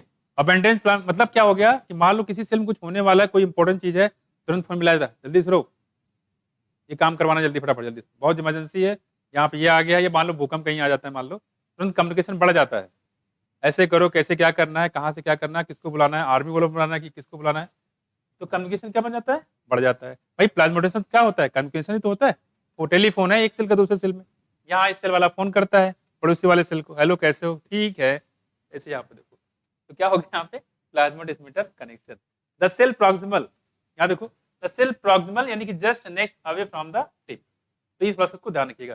तो क्या क्या बताया गया आप पहले बताओ कि प्रोटोप्लाज्म बढ़ जाता है, साथ साथ उसका न्यूक्लियस कैसे हो जाता है? लार्ज की छोटा, लार्ज होता है, कॉन्सिक्वेंस यानी प्रॉपर तरीके से दिखाई देने लगता है। दूसरी बात करें यहाँ पे, इनका जो सिलवाल होता है बच्चे प्राइमरी होता है, मतलब ये भी डिवाइड करने की कोशिश करता है, प्राइमरी वाल से सेकेंडरी वाल बनने लगता है, ठीक है, इसको बोलते हैं their cell wall are primary nature. दूसरी बात करें कि यहाँ पे और जो सिलवाल होता है बच्चे कैसे हो जाएगा? थिन हो जाएगा, इसको टूटना सबसे पहले क्या करना पड़ेगा? उसको थिन करना पड़ेगा, तभी टूटेगा, दबाए टूटेगा नहीं, थिन हो जाता है। एंड सेलुलोजिक हो जाता है, उसमें सेलुलोज का अमाउंट बढ़ा दिया जाता है। साथ साथ कह रहे हैं कि अबंडेंट प्लाज्मोडेस्मेटल कनेक्शन, और प्लाज्मोडेस्मेटल कनेक्शन जैसे मैंने एक बढ़ाया, ऐसे और भी कनेक्शन यहाँ पे बढ़ जाते हैं, ये प्लाज्मोडेस्मेटल कनेक्शन को बढ़ा दिया जाता है। कोई दिक्कत समझ में आया? ये किसके सिम्टम है? ये ग्रोथ के सिम्टम है। बच्चे ये वाला क्वेश्चन तो पूछा गया है, जो ऊपर वाला बताया अभी तक पूछा नहीं गया, ठीक, ऊपर जो उधर बताया था नंबर आप उसमें कैसे है। ये प्रोटोप्लाज्म वाला पॉइंट कॉमन है, पूछ सकता है इसमें कौन सा ग्रोथ की प्रॉपर्टी है। तो ग्रोथ में अगर प्लाज्मोडेस्मेटल कनेक्शन बढ़ जाए, ग्रोथ में अगर न्यूक्लियस बड़ा हो जाए, ग्रोथ में अगर यहाँ पे साइटोप्लाज्म प्रोटोप्लाज्म बढ़ जाए, ठीक है, ये सारे सिम्टम किस चीज के हैं कि ग्रोथ होने वाला है इसमें ना कुछ। और पॉलिन ट्यूब की जो ग्रोथ होता है किसमें मेजर करेंगे? किससे मेजर करेंगे? लेंथ में। और कौन सी टेक्निक होगा? भूलना मत, याद सकता है जो मुझे लग रहा है।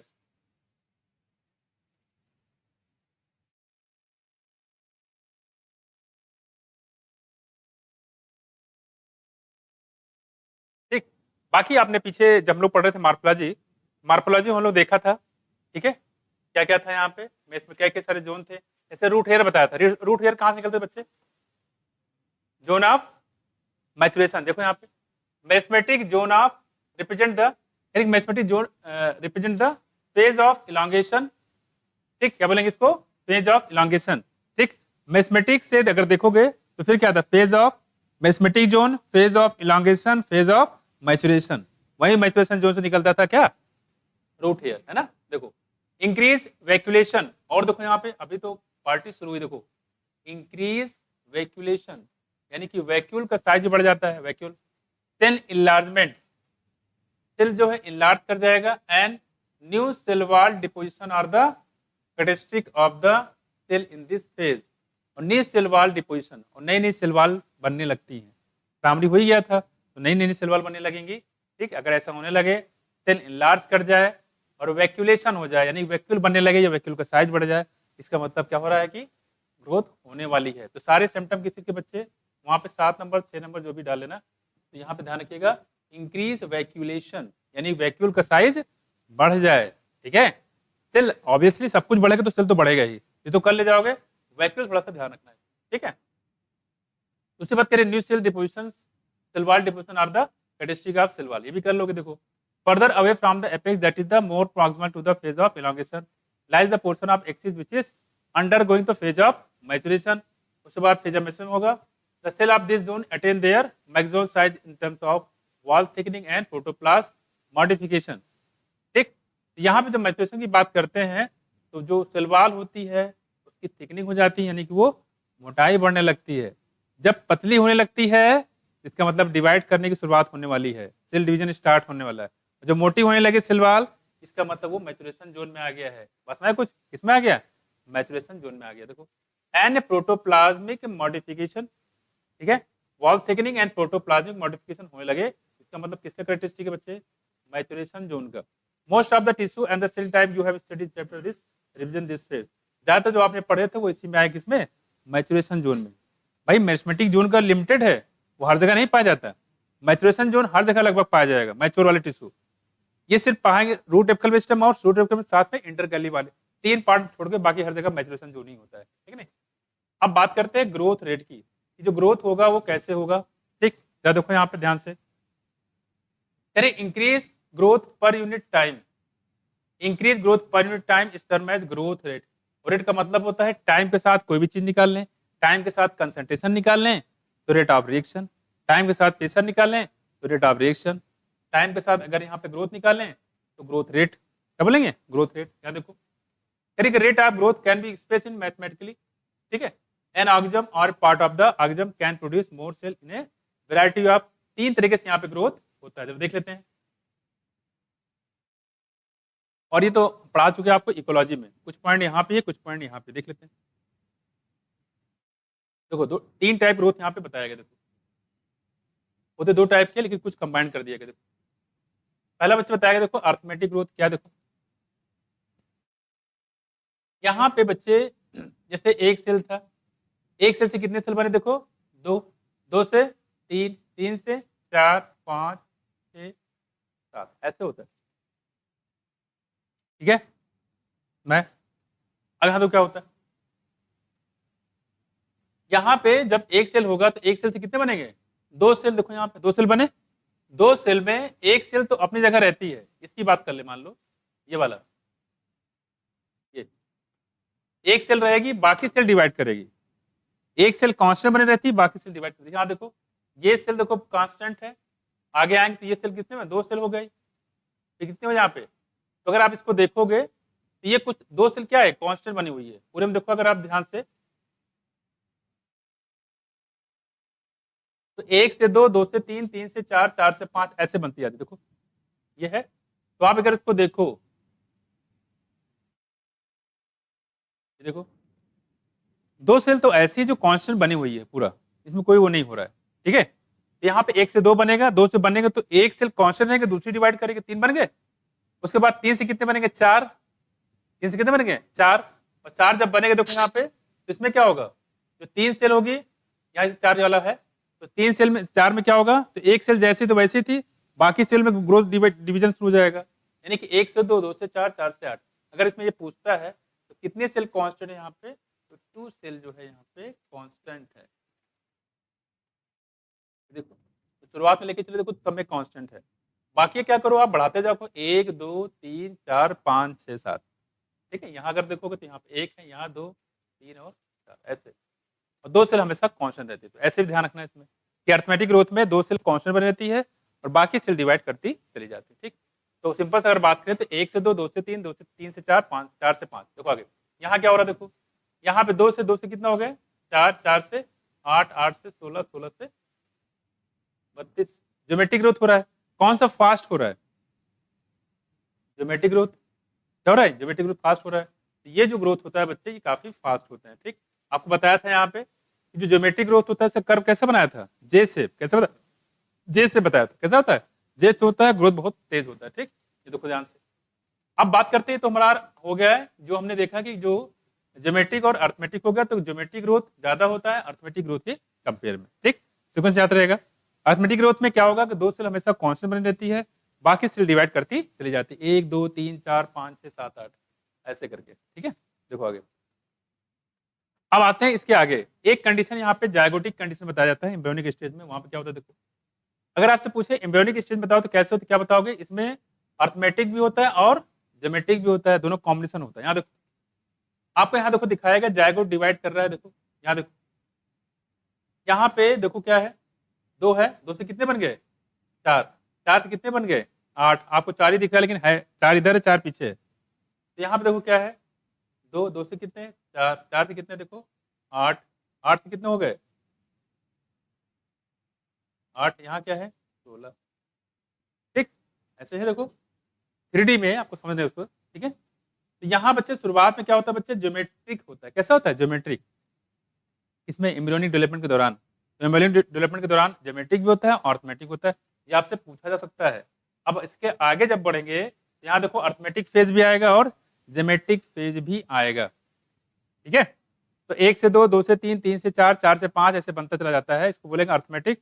2 से 4, 4 से 8, 8 से 16, 8 16 से 32, यानी कि मतलब है 2 की पावर n में बढ़ता है, क्या 2 की पावर n में बढ़ता है। तो इसको बोलेंगे हम लोग ज्योमेट्रिक ग्रोथ। कैसे बोलेंगे, ज्योमेट्रिक ग्रोथ। जैसे यहाँ बताया मैं कि पूरे सेल के नंबर 256 है, ठीक है।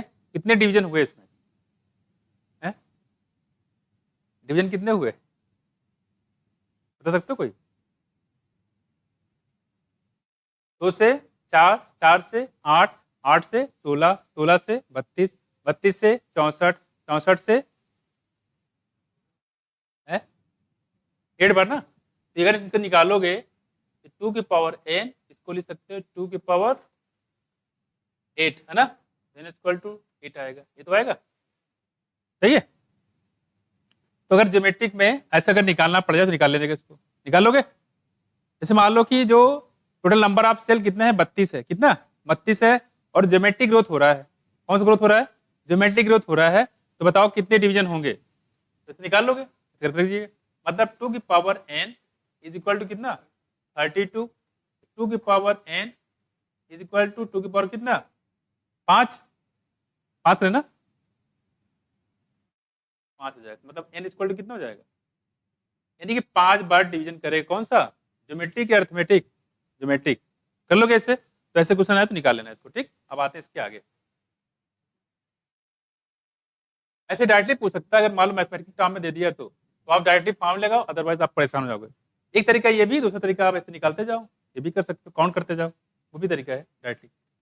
तो आपने अगर पूछे आपकी एम्ब्रियोनिक कंडीशन सबसे पहले कौन सा होता है, अर्थमेटिक, ज्योमेट्रिक, क्या बताओगे, क्या बताओगे, ज्योमेट्रिक ग्रोथ। कौन सा, ज्योमेट्रिक।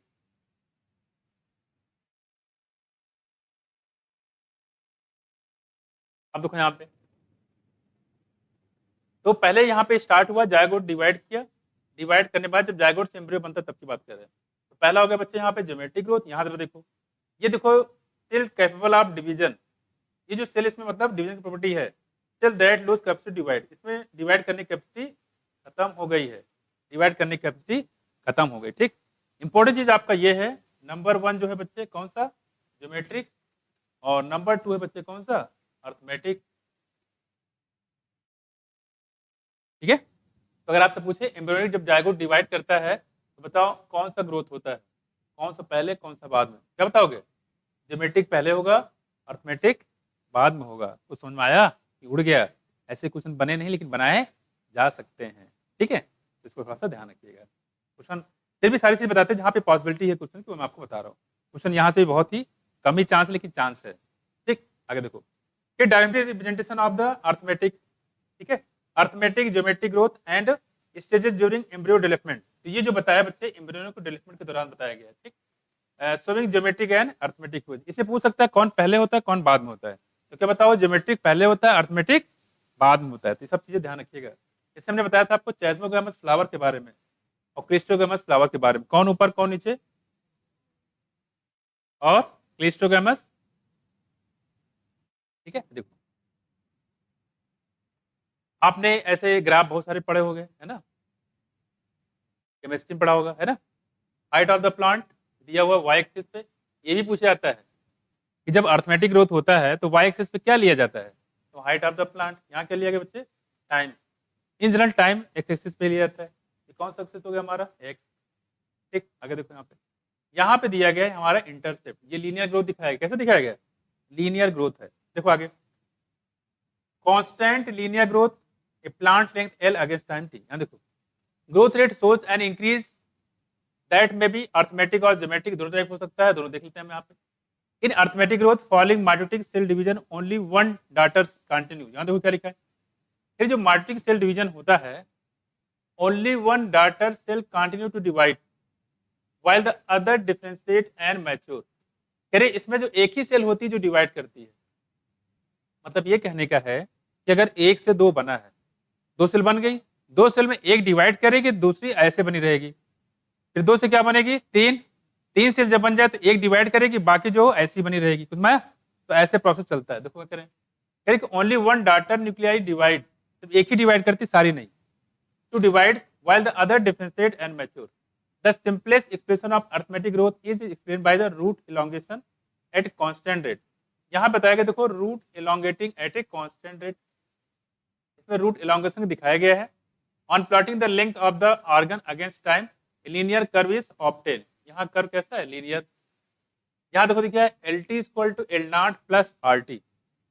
एल टी क्या बच्चे, length of time at time T पे, और एल नॉट क्या है, लेंथ एट टाइम जीरो पे, और आर क्या है बच्चे, इसको बोलते हैं ग्रोथ रेट या इलोंगेशन पर यूनिट टाइम। इंपॉर्टेंट ध्यान रखना,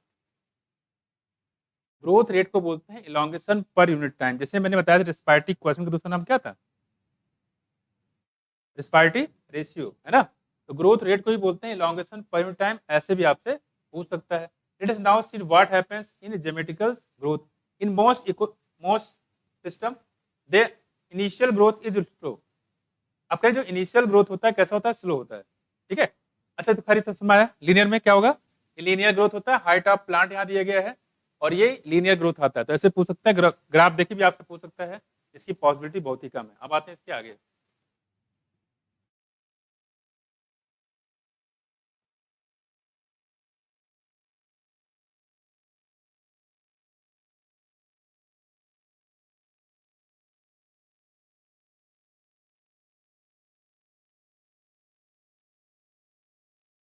देखो यहाँ देखो, अगर आप इस तरह देखो, जो ज्योमेट्रिक ग्रोथ की बात कर रहे हैं, most system the initial growth is slow. जो इनिशियल ग्रोथ होता है बच्चे स्लो होता है, इसको बोलते हैं लैग फेज। क्या बोलते हैं, यहाँ देखो ये लैग फेज दिया हुआ है, कैसा लैग फेज, और लैग फेज कैसा होता है बच्चे, स्लो होता है, ठीक।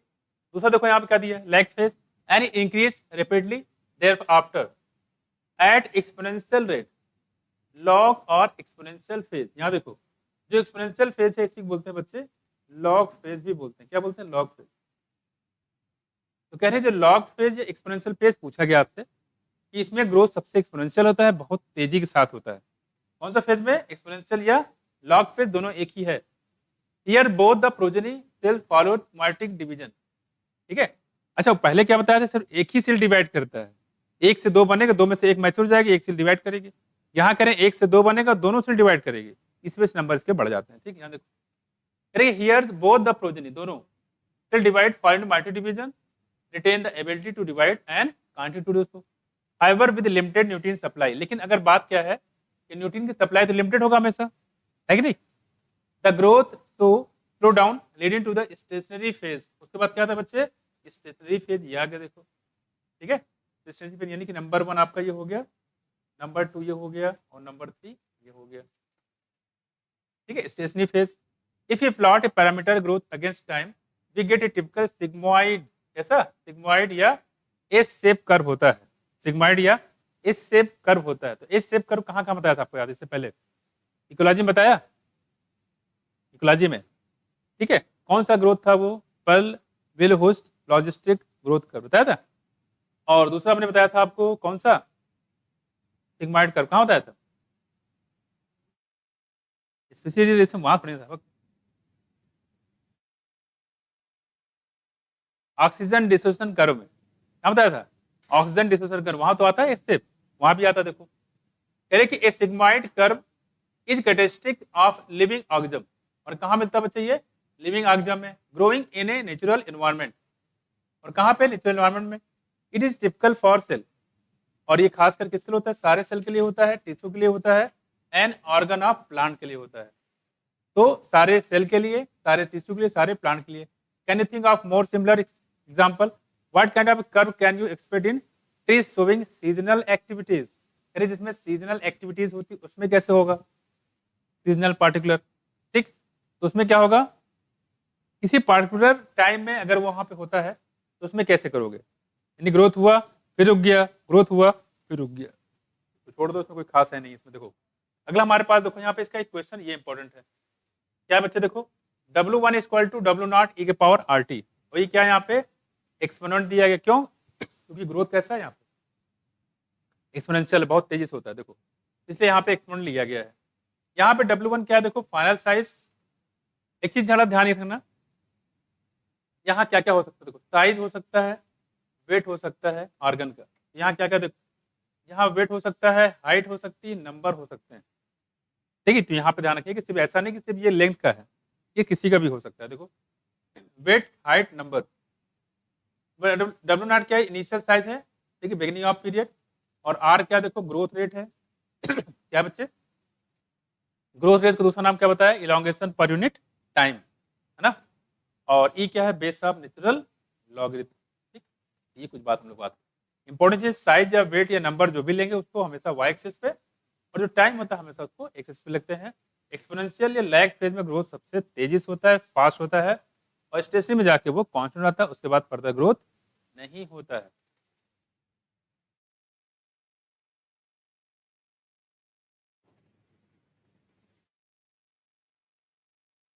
देखिए are the relative growth rate and is also the measure of ability of plant to produce new plant material, refer to as efficiency index. बच्चे देखो, तो अगर हम आर की बात करें, ठीक है, तो आर क्या क्या बताया, देखो आर बताया इसको ग्रोथ रेट बोलते हैं, और क्या बताया एक्सपोनेंशियल रेट, ठीक है, और क्या बताया था हमने, देखो यहाँ पे इसको इफिशिएंसी इंडेक्स भी बोला जाता है, ये खास कर इंपॉर्टेंट है, ध्यान रखना, यानी ग्रोथ रेट का ही दूसरा नाम क्या, इफिशिएंसी इंडेक्स, ठीक है। Hence the final side W1 depend on the initial side W0, जाहिर सी बात जितने फैक्टर उस पर डिपेंड करेगा, है कि नहीं, तो ये भी थोड़ा सा ध्यान रखिएगा। तो ग्रोथ रेट जो है इसको इफिशिएंसी इंडेक्स भी बोला जाता है, इसका खास तौर पर ध्यान रखिएगा, ये भी आपसे पूछ सकते हैं, ठीक। अब देखो आगे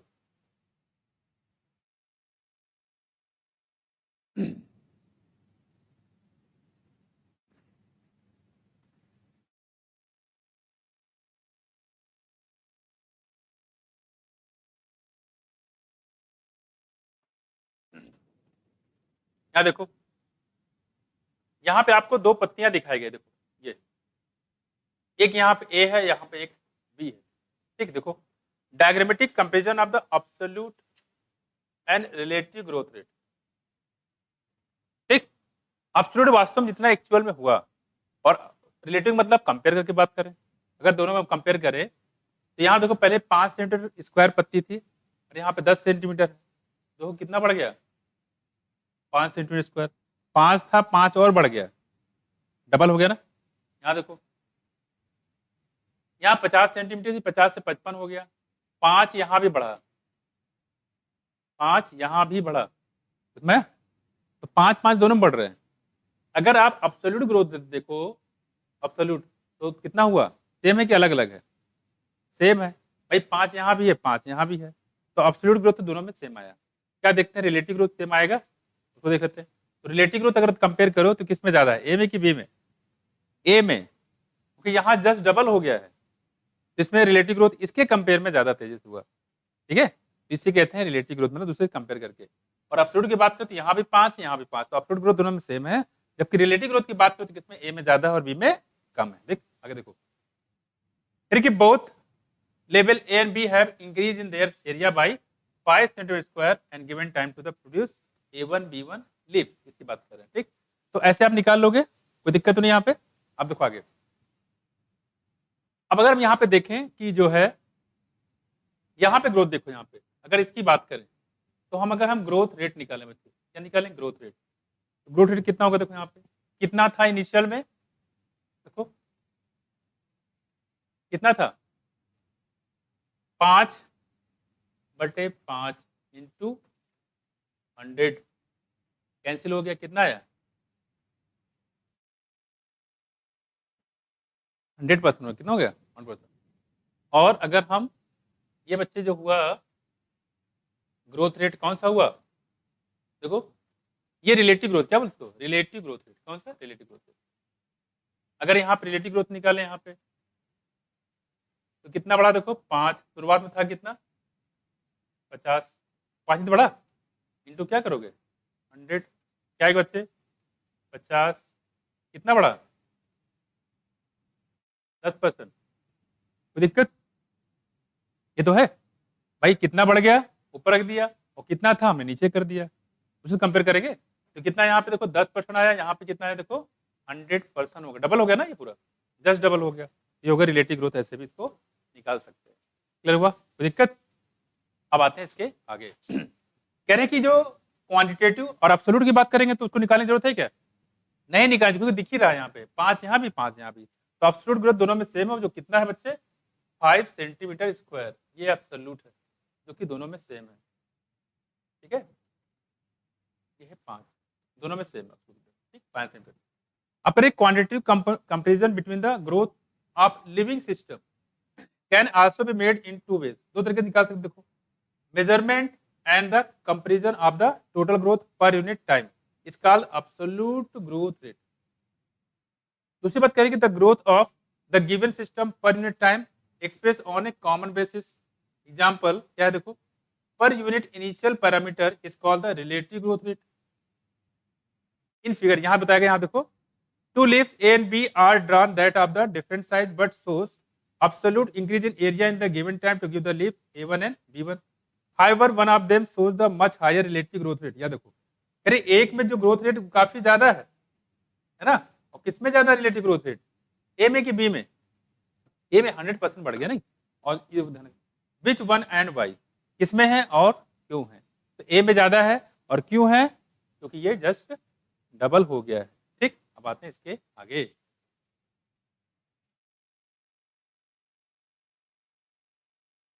अगला हमारे पास बच्चे कंडीशन फॉर ग्रोथ। कौन कौन सी कंडीशन, कितने लोगों ने फॉर्म भर दिया नीट वाला, सबने भर दिया, सबने भर दिया, बाकी लोगों ने क्यों नहीं भरा, फॉर्म नहीं भरा अभी, हाँ सबने भर दिया, कितने लोगों ने नहीं भरा ये बताओ, है कोई, सबने भर दिया मतलब नहीं भरा अभी, क्यों, मुहूर्त क्यों तैयार कर रहे हो, कौन से document, caste certificate, caste certificate बनवाए नहीं थे पहले से,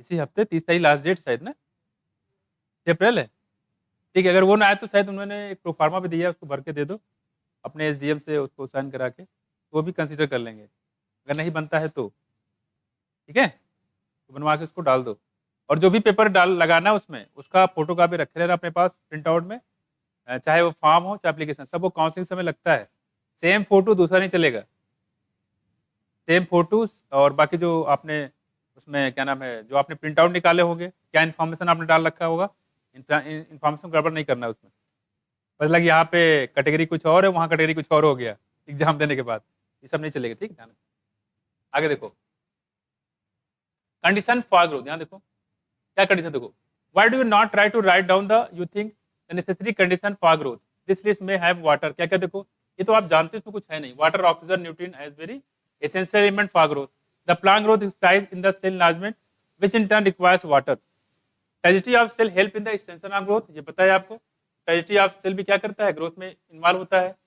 दूसरी बात कह रहे हैं कि this plant growth and further development is intimately linked to the water status of the plant, तो यहाँ पे कह रहे हैं कि जो प्लांट ग्रोथ है बच्चे, ठीक है, and further development, plant growth and further जो डेवलपमेंट होता है intimately link to the water status of the plant, इंटी मतलब बहुत ही घनिष्ठ रिलेशन है, बहुत क्लोज रिलेशन है, किसके बीच में, पानी का वाटर से, क्योंकि वाटर की वजह से प्लांट में ग्रोथ होता है, समझा, बहुत ही क्लोज रिलेशन है किसका, वाटर का प्लांट।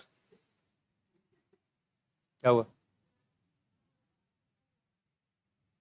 रियली, अरे समझ लो, भावना को समझा करो, देखो इधर, water also provide the medium for enzymatic activity, याद देखो वाटर किस लिए चाहिए बच्चे, एंजाइमेटिक एक्टिविटी, एंजाइम काम करना तो उसके लिए वाटर चाहिए चाहिए, है कि नहीं, देखो आगे needed for growth, oxygen help in releasing the metabolic energy essential, और ऑक्सीजन से क्या होता है बताओ, मेटाबॉलिक जो एनर्जी होती है वो बनता है ना, फॉर ग्रोथ एनर्जी, किसकी बात कर रहा है ये, ईटीएस की बात कर रहा है, इलेक्ट्रॉन ट्रांसपोर्ट सिस्टम की बात कर रहा है। देखो न्यूट्रिएंट्स, और न्यूट्रिएंट्स में क्या क्या बच्चे, मैक्रो और माइक्रो।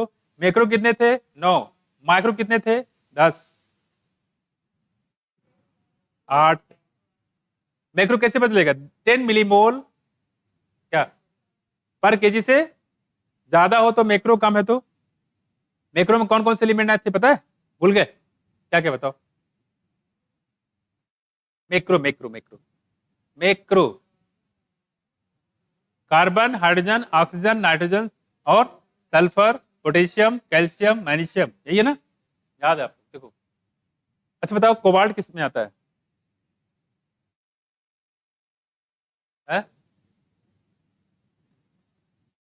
अरे मैक्रो में कि माइक्रो में है? कैडमियम किस में है, कैडमियम किसमें है, माइक्रो की मैक्रो, ये भी दिक्कत है, किसी में नहीं है। और सोडियम किस में है, किसी में नहीं है। ऐसे बोलो ना, किसी में नहीं। देखो are required for plant synthesis of protoplast and act as source of energy, ठीक है। तो आर रिक्वायर्ड, तो ये कह रहे हैं कि जो मैक्रो माइक्रो एलिमेंट चाहिए होता है वो तुम लोग पढ़ चुके, इसमें कुछ खास नहीं। In addition every plant organism has an optimum temperature, एक ऑप्टिमम टेम्परेचर चाहिए होता है, ranges best suited for its growth, any deviation from its range could be detrimental. Detrimental क्या हो जाएगा, नुकसान हो जाएगा। आपको याद करिए डिट्रीमेंटल रिलेशनशिप, बात नहीं करो। जो हमने बताया था कॉम्पिटिशन, कैसा रिलेशन था, नेगेटिव नेगेटिव का। और पैरासाइट का, पैरासाइट का पॉजिटिव नेगेटिव, ठीक है। और प्रेडेटर का प्रेडेशन, ठीक है। यहाँ देखो, और कमेंसलिज्म का पॉजिटिव और जीरो, एमेंसलिज्म का नेगेटिव और जीरो। यहाँ देखो environmental signal such as light हो गया, ग्रेविटी हो गया, ठीक है। Also affect certain phases stage of growth. देखो ये इसके बारे में नहीं दिया गया था, लाइट तो आपको बता चुके थे, ग्रेविटी नहीं बताया था। शुरुआत में जो मैंने फैक्टर बताया था एक्सटर्नल, वहां पे ग्रेविटी भी इंक्लूड कर लो, पीछे हमने चार्ट नहीं बनाया शुरुआत में, उसमें ग्रेविटी भी इंक्लूड कर लो। मान लिया पूछ लिया तो आप फिर कर नहीं पाओगे, है ना। यही पूछ लिया मान लो, क्या इससे ग्राइट जो ग्रेविटी का इफेक्ट पड़ता है, बिल्कुल पड़ता है। कौन सा है, एक्सटर्नल फैक्टर, कौन सा एक्सटर्नल, ग्रेविटी इंक्लूड कर लो। लाइट तुमने करवाया है, ग्रेविटी नहीं करवाया।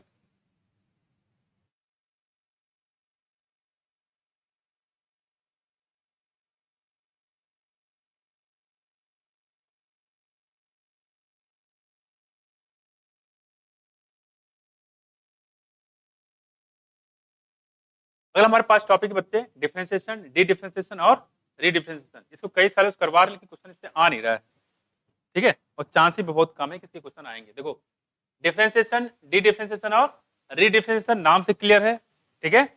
डिफरेंशिएशन मतलब है नॉर्मल सेल है, उसमें ग्रोथ हो रही है, ग्रोथ होने के बाद ग्रोथ हुई, दूसरी नई सेल बनी, नई सेल होने के बाद उसमें मैच्योरेशन प्रॉपर्टी खत्म हो गई, खत्म हो गई।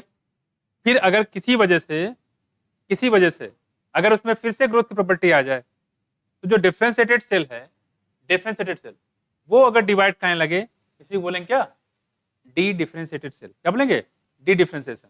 पास में कुछ, और डी डिफरेंशिएशन होने के बाद फिर ये क्या हो जाएगा, मैच्योर हो जाएंगे, मतलब इसमें डिवीजन प्रॉपर्टी क्या हो जाएगी, फिर खत्म हो जाएगी। लेकिन अगर फिर से अगर इसमें डिवीजन प्रॉपर्टी शुरू हो जाए, दैट विल बी द रीडिफरेंशिएशन।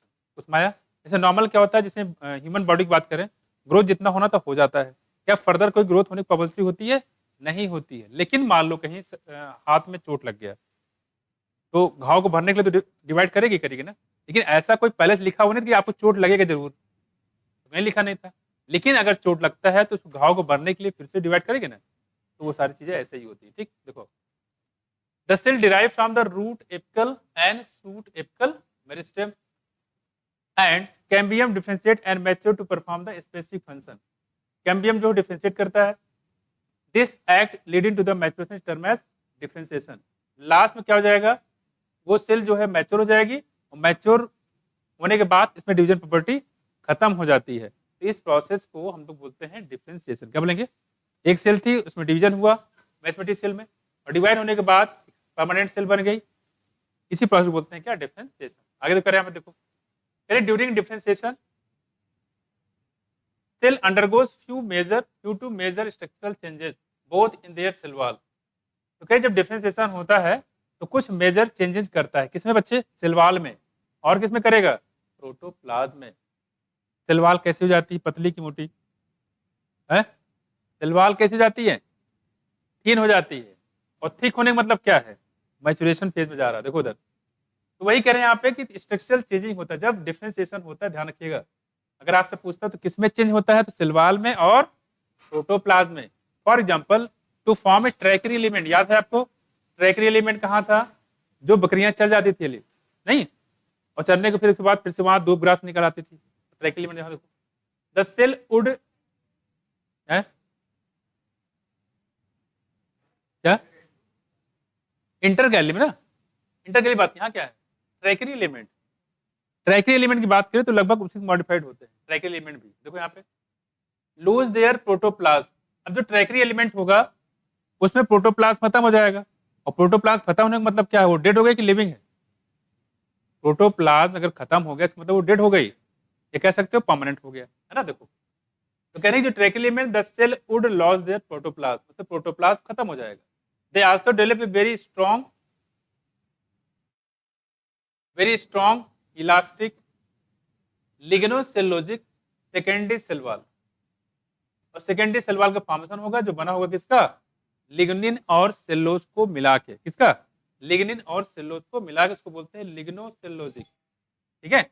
और ये बनाता है सेकेंडरी सेल वॉल। कैसे बनाएगी, सेकेंडरी सेल वॉल। तो प्राइमरी सेल बताया था यहाँ पे नेचर में कैसी होगी, प्राइमरी होगी। जो सेल वॉल होती है कैसी होती है, प्राइमरी। इसका तो डिवाइड करके वो सेकेंडरी बनाएगी। जो सेकेंडरी सेल वॉल बनेगी उसमें क्या होगा, लिग्निन भी होगा और सेल्लोज भी होगा, जबकि पहले क्या था, सिर्फ सेल्लोज था, अब दोनों आ गए, लिग्निन भी और सेल्लोज भी। To carry water to long distance even under steam condition, और ये वाटर को काफी दूर डिस्टेंस पे ले जाने का काम करेगा, ठीक है। देखो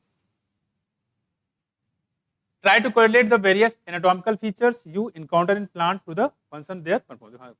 Plants show another interesting phenomena, the living differentiated, यहाँ देखो ये तो डिफरेंशिएशन होगा, ये जो लिविंग डिफरेंशिएटेड सेल होगा that by now have lost the capacity to divide, तो देखा जाता है इसमें डिवाइड करने की कैपेसिटी खत्म हो गई।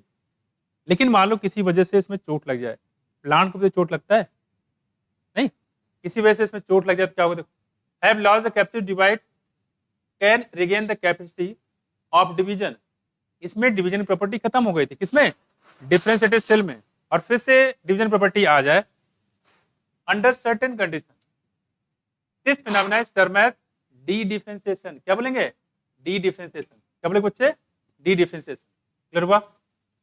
तो ध्यान रखिएगा एक चीज और ध्यान दो, देखो ये जो ट्रैकरी एलिमेंट है, अगर आप पूछता है किसका एग्जांपल हुआ बच्चे, डिफरेंशिएशन का, किसका, डिफरेंशिएशन का। एग्जांपल में भी आपसे पूछता है ट्रैकरी एलिमेंट डिवीजन होता है जो बनता है वो किसका एग्जांपल है, डिफरेंशिएशन का। और यहाँ जो बताया गया है कि जो डिफरेंशिएटेड सेल में अगर डिवीजन प्रॉपर्टी आ जाए फिर से, उसको बोलते हैं डी डिफरेंशिएशन। आगे देखो, for example formation of meristem, formation of meristem, और कौन कौन सा, देखो इंटरफेसिकुलर कैम्बियम और कार कैम्बियम, ठीक है, फ्रॉम फुली डिफरेंशिएटेड पेरेन्काइमेटस सेल। तो पेरेन्काइमेटस सेल से इंटरफेसिकुलर कैम्बियम का बनना और कार कैम्बियम का बनना, ये किसका एग्जांपल है, डी डिफरेंशिएशन का। ट्रैकी एलिमेंट का फॉर्मेशन डिफरेंशिएशन, ठीक है, और ये इंटरफेसिकुलर कैम्बियम, कार कैम्बियम का फॉर्मेशन किससे, पेरेन्काइमेटस सेल से, इसको बोलेंगे डी डिफरेंशिएशन। और एग्जांपल याद रखिए कि आपसे पूछ सकते हैं। देखो दूसरी बात करें कि while doing so such mesomatic tissue are able to divide and produce cell that once again lost the capacity to divide। इसके बाद जो हमारा बनेगा, ठीक है, जैसे कि इंटरफेसिकुलर कैम्बियम बन गया, ये कार कैम्बियम बन गया, नॉर्मली इसमें डिवीजन नहीं होता है, लेकिन अगर फिर से इसमें डिवीजन प्रॉपर्टी आ जाए, देखो such mesomatic tissue are able to divide and produce cell that once again lost the capacity to divide। इसमें भी डिवाइड करने की कैपेसिटी खत्म हो गई थी, but mature to perform specific function, इसको बोलते हैं गेट रीडिफरेंशिएटेड। तो डी डिफरेंशिएटेड सेल में अगर डिवीजन प्रॉपर्टी आ जाए उसको बोलेंगे हम लोग रीडिफरेंशिएटेड। क्या बोलेंगे, redifferentiation. List some of the tissue in a woody dicot plant. जो वुडी डाइकोट प्लांट होता है, इसकी बात करें यहाँ पे, that are the product of redifferentiation, ठीक है, रीडिफरेंशिएशन का प्रोडक्ट होते हैं। देखो अगर आप याद रखिएगा वुडी जो डाइकोट प्लांट होते हैं, एक ऐसा तो डाइकोट प्लांट की जो लकड़ी होती है वो किसका एग्जांपल होगा बच्चे, रीडिफरेंशिएशन। किसका हो जाएगा, रीडिफरेंशिएशन का। साथ में कह रहे हैं कि how would you describe the tumour, tumour को कहाँ रखोगे, बताओ ट्यूमर को कहाँ रखोगे, ट्यूमर कहाँ रखोगे,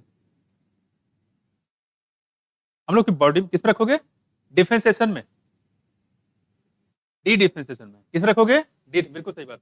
what would you call the parenchyma, parenchyma cell that are made to divide under control laboratory condition during the plant tissue culture, parenchyma की बात कर रहे हैं, ठीक है। वैसे पेरेन्काइमा तो डिवीजन प्रॉपर्टी होती है क्योंकि पेरेन्काइमा लिविंग है, पेरेन्काइमा कैसी है, लिविंग है, ठीक है, तो इसमें डिवीजन प्रॉपर्टी तो होगा। लेकिन जो पेरेन्काइमा से कह रहे हैं कि जो cell that are made to divide under control, parenchymatous cell अगर डिवाइड करना शुरू कर दे इसको कहाँ रखोगे, तो कहाँ रखोगे, पेरेन्काइमेटस सेल ऑलरेडी डिवाइड कर रही है पेरेन्काइमेटस सेल, ठीक है, हाँ डिफरेंशिएशन हो जाएगा, कौन सा जाएगा, भाई डिफरेंशिएटेड सेल है ना, क्या बोला होगा, डिफरेंशिएटेड सेल, क्या बताया होगा, differentiation that are made to divide under control laboratory condition during the, तो खास बार इसमें याद रखिएगा ट्यूमर का, ठीक, किसको रखिएगा, ट्यूमर न्यूक्लाइज होता है, एक ही जगह डिवाइड करती है, ठीक है।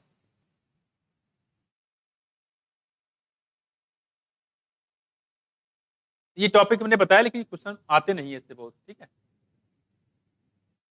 अच्छा, जो पीछे हमने बताया था सबसे पहले ग्रोथ और डेवलपमेंट, सबसे पहला पेज याद करो, ठीक है, उसी के बारे में यहाँ पे कुछ बताया गया, देखो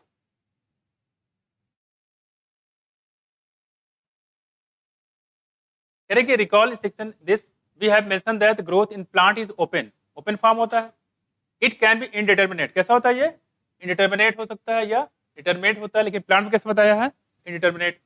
now we may say that even differentiation in plant is open because cell tissue rising out of the same meristematic tissue बनता है, ठीक है।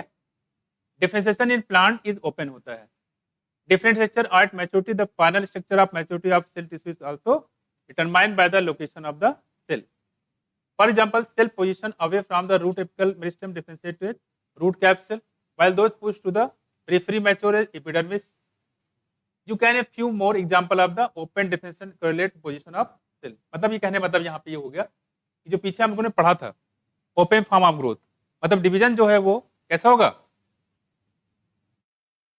मरते दम तक होगा, नहीं है, जब से सीड होगा तब से डिवाइड करेगी, जब तक इस उसकी डेथ नहीं हो जाती तब तक ग्रोथ होता है, इसको बोलते हैं open form of death, open form of growth, ठीक है। तो ये कुछ बात बता रहे हैं, इसमें कोई खास इंपॉर्टेंट पॉइंट नहीं है। अगला हमारे बात करते हैं डेवलपमेंट की, क्या देखो, development is a term that include all changes that are organism goes through during this life cycle from germination of seed, और कहाँ से स्टार्ट होता है, germination of seed to senescence, बुढ़ापे की बात कर रहे हैं, प्लांट की जब बूढ़ा हो जाता है, ठीक है, और सीड के जर्मिनेशन से लेके प्लांट के बुढ़ापे यानी ओल्डनेस कंडीशन पे, it diagrammatic representation of the sequence of process which constitute the development of a cell of a higher plant given in figure, इसके बाद दिया गया है it is also applicable tissue organ, कह रहे हैं कि ये जो दिखाया गया है टिश्यू या ऑर्गन के लिए भी ये एप्लीकेबल है,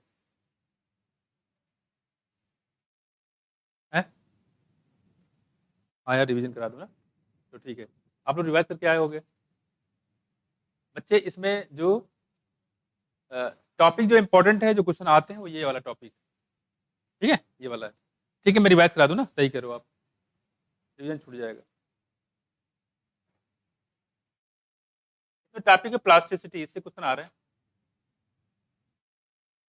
कोई बात नहीं,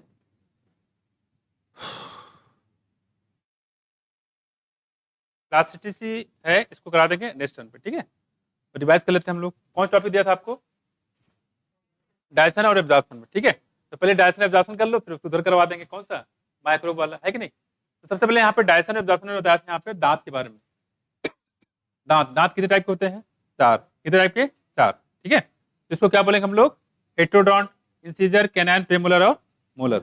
इसमें यहाँ बात करेंगे डेंटल फॉर्मूला क्या बताया था आपको, 2 1 2 3, क्या बताएंगे, 2 1 2 3। दांत लाइफ में 2 बार निकलते, इसको बोलते हैं डाइफाइड दांत, है ना। पहले जो दांत निकलते उसको बोलते हैं मिल्क टीथ, दूसरा जो निकलते हैं उसको बोलेंगे परमानेंट टीथ, है ना। दूसरी बात हम लोग बात करें जो दांत होते जबड़े से अटैच होते हैं उसको बोलते हैं थीकोडॉन, क्या बोलेंगे, थीकोडॉन। बेसिकली हम लोग बात करें कि जो डाइजेशन होता है वो किस चीज होता है, पॉलीसेकेराइड का, यानी कि स्टार्च का, स्टार्च का डाइजेशन होगा तो क्या बनेगा, ग्लूकोज, बड़े बड़े मालकुल होते हैं इनको डाइजेशन करना जरूरी होता है क्योंकि इससे एब्जॉर्प्शन आसानी से हो जाता है। समझ? दूसरी बात, अगर प्रोटीन की बात करें तो डाइजेशन कैसा होगा, कंप्लीट होगा, और किसमें टूटेगा, ये अमाइनो एसिड में, और फैट होगा तो टूटेगा फैटी एसिड और ग्लिसरॉल में, है कि नहीं। इस पर हमने बात करते हैं यहाँ पे कि जो डाइजेशन होने के बाद सबसे पहले यहाँ पे कुछ हमने सलावरी ग्लैंड की बात किया था। यहाँ पे सलावरी ग्लैंड कौन को बताया था, यहाँ पे 3 टाइप है। पहला कौन सा बताया था, पैंक्रियास, दूसरा कौन सा है, लीवर, और तीसरा कौन सा है? क्या, पैरोटिड, सलावरी ग्लैंड में। अच्छा, लीवर, पैंक्रियास और सलावरी ग्लैंड, ये तो है।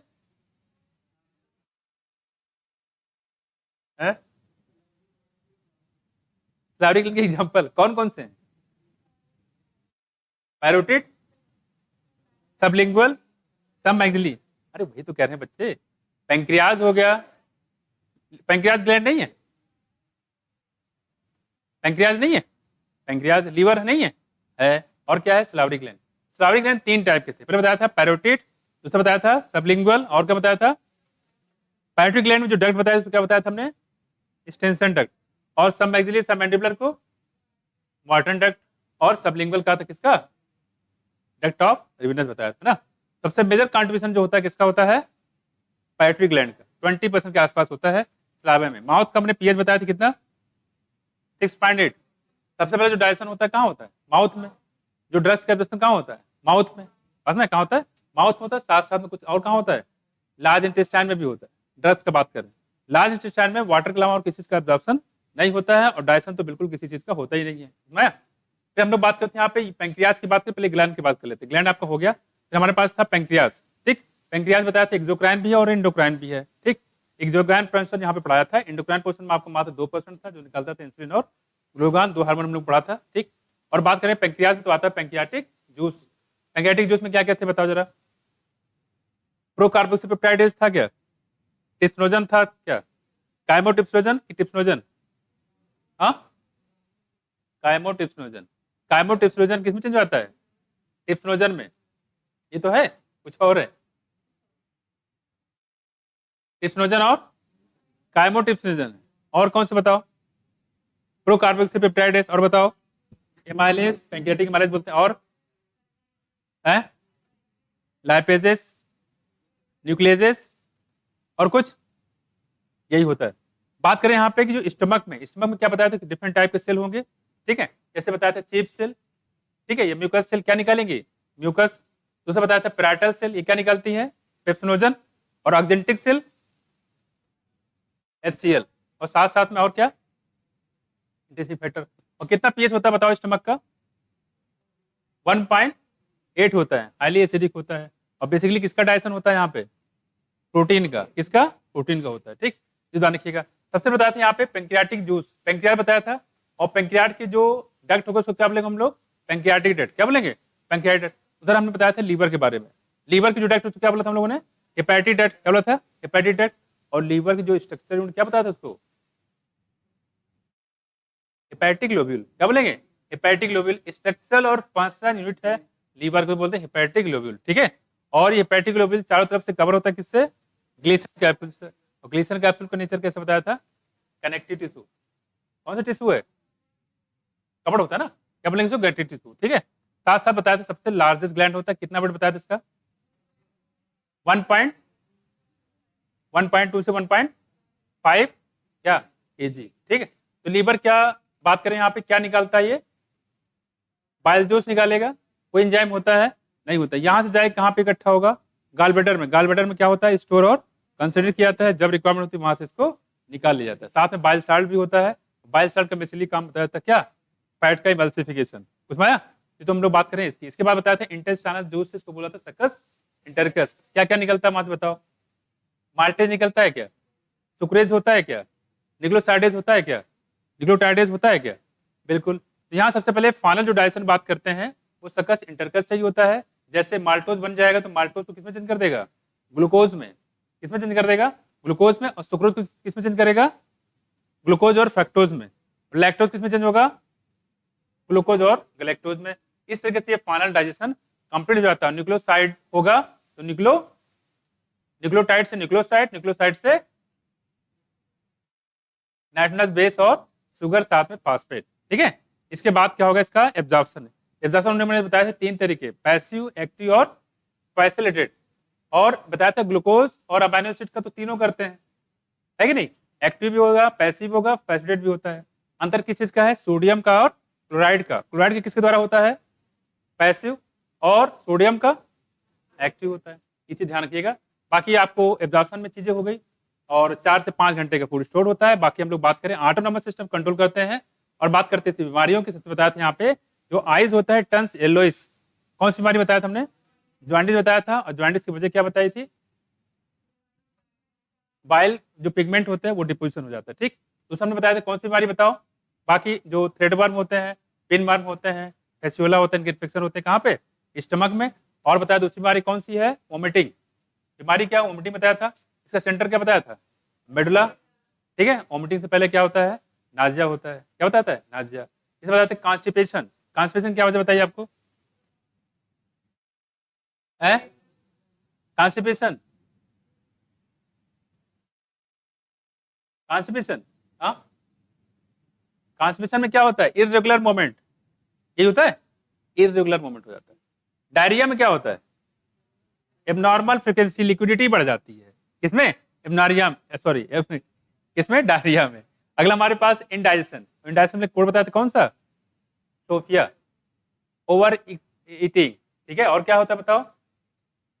स्पाइसी फूड खा लेते हैं, लेट खाते हो। ठीक है, और क्या बताया था? फूड पॉइजनिंग हो जाए, है ना? और क्या बताया था? इनएडिक्वेट एंजाइम की सिक्रीशन हो। इन सारे वजह से क्या होता है? इनडाइजेशन। ये खत्म हो गया। अगला हमारे पास कौन सा? माइक्रो वाला, है ना? माइक्रो हम लोग कर लेते हैं यहाँ पे। सबसे पहले कौन सा ऐसे जो ट्रेडिशनल ड्रिंक है जो बिना डिस्टिलेशन बनाए जाते थे? वाइन और बियर। और बियर में कितने परसेंट ट्रेडिशनल ड्रिंक? और क्या? सॉरी सॉरी, ट्रेडिशनल नहीं, कौन सा ड्रिंक?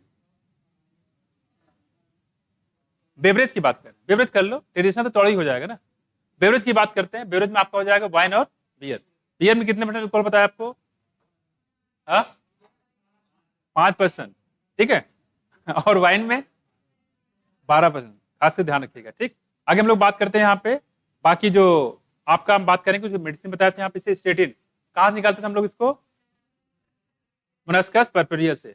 ठीक है, क्या काम करता है? ब्लड कोलेस्ट्रॉल लुब्रिंग एजेंट होता है, कॉम्पिटिटिव इनहिबिशन प्रॉपर्टीज। मैं कुछ अगला हमारे पास है साइक्लोस्पोरिन ए, कहाँ से निकालते हैं? ट्राइकोडर्मा पॉलीस्पोरम से। क्या काम करता है? इम्यूनोसप्रेसिव एजेंट होता है। क्या होता है? इम्यूनोसप्रेसिव एजेंट होता है।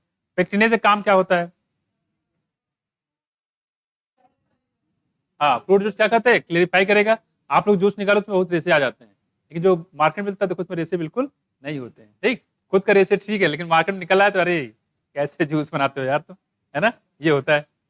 आगे हम लोग बात करते हैं यहाँ पे। और कौन सा टॉपिक है यहाँ पे? टॉपिक बताओ। है सीवेज ट्रीटमेंट। हाँ ठीक है, सीवेज ट्रीटमेंट 2 टाइप बताया था हमने, एक प्राइमरी बताया, दूसरा फिजिकल रिमूवल ऑफ जो होता है सब्सटेंस, क्या बोलेंगे? प्राइमरी। और जो सेकेंडरी ट्रीटमेंट उसका दूसरा नाम क्या था? Biological treatment. क्या बोलेंगे? Biological treatment. फ्लॉक्स क्या होता है? फ्लॉक्स लाइक स्ट्रक्चर कंटेनिंग क्या? फंजाई की बैक्टीरिया? दोनों। क्या होता है? दोनों। और उसमें कौन कौन सी गैस रिलीज होती है एनारोबिक सेल डाइजेस्टर में? H2S होता है, CO2 होता है, और क्या होता है? मीथेन। जरूर याद रखना, बाकी से भले चाहे भूल जाओ। ठीक है, और बायोकंट्रोल एजेंट के नाम बताया था हमने, है ना? याद है? बायोकंट्रोल एजेंट कौन कौन सा होता है? लेडी बर्ड किससे छुटकारा दिलाता है? हैं? एफिड से। ठीक है, और दूसरा कौन सा था? Dragon fly. किससे? मॉस्किटो से। किससे? मॉस्किटो से छुटकारा दिलाने का काम करता है। एक और याद रखिएगा, न्यूक्लियो पॉलीहेड्रोवायरस, एनपीवी, इंपॉर्टेंट पूछा जाता है। इससे ये किससे छुटकारा दिलाएगा बताओ? है? इंसेक्ट से। किससे? इंसेक्ट से।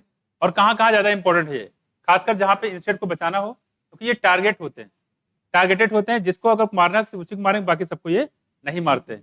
खासकर जहाँ पे इकोलॉजिकली सेंसिटिव एरिया हो, जहाँ कुछ ऐसे इंसेक्ट जिनको बचाना हो हमें, कि जो हमारे बेनिफिशियल, इस मधुमक्खी, मधुमक्खी कौन मारना चाहेगा? पता लगा मारा, मधुमक्खी भी मर गई, तो उस चीज को बचाना, तो वहां पे ये जो ट्रीटमेंट काफी अच्छा होता है। ठीक है, और बताओ, और कुछ है?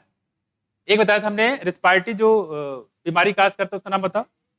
एडनोवायरस। और टोबैको मोजाइक वायरस कैसा होता है? रॉड शेप होता है, ध्यान रखिएगा इसको। और एक हमारे पास था बैक्टीरियोफेज, है ना। बैक्टीरियोफेज में कितने पार्ट थे बताओ? 3। कौन कौन से? हेड था, कॉलर और कॉलर था, हेड था, हेड ट्रंक, हेड और टेल होगा, साथ में टेल फाइबर। टेल फाइबर कितने होते हैं? 6। कितने होंगे? 6 होता है। कितना होता है? 6 होता है। और कोई टॉपिक बताया यहाँ पे? फ्री लिविंग एरोबिक बैक्टीरिया के नाम बताइए। फ्री लिविंग एजियोस्पाइलम, एजिटोबैक्टर और एजियोस्पाइलम। और कोई बैक्टीरिया है? बताओ। और कोई टॉपिक जो छूट गया हो बताओ, टॉपिक बताओ। अच्छा बुक नहीं लाया, और कोई टॉपिक है? हो गया लगभग। एक चीज याद रखिएगा, जो गोबर गैस प्लांट है ना, किनके सहयोग से स्टार्ट हुआ था? केवीआईसी और IARI, है ना, इन दोनों लोग के सहयोग से स्टार्ट हुआ था। ठीक है, बस हो गया, इतना याद रखिए। ठीक है, अगला जो टॉपिक आप याद कर लेना, दूसरा breathing and exchange of gases. ठीक है, चलो।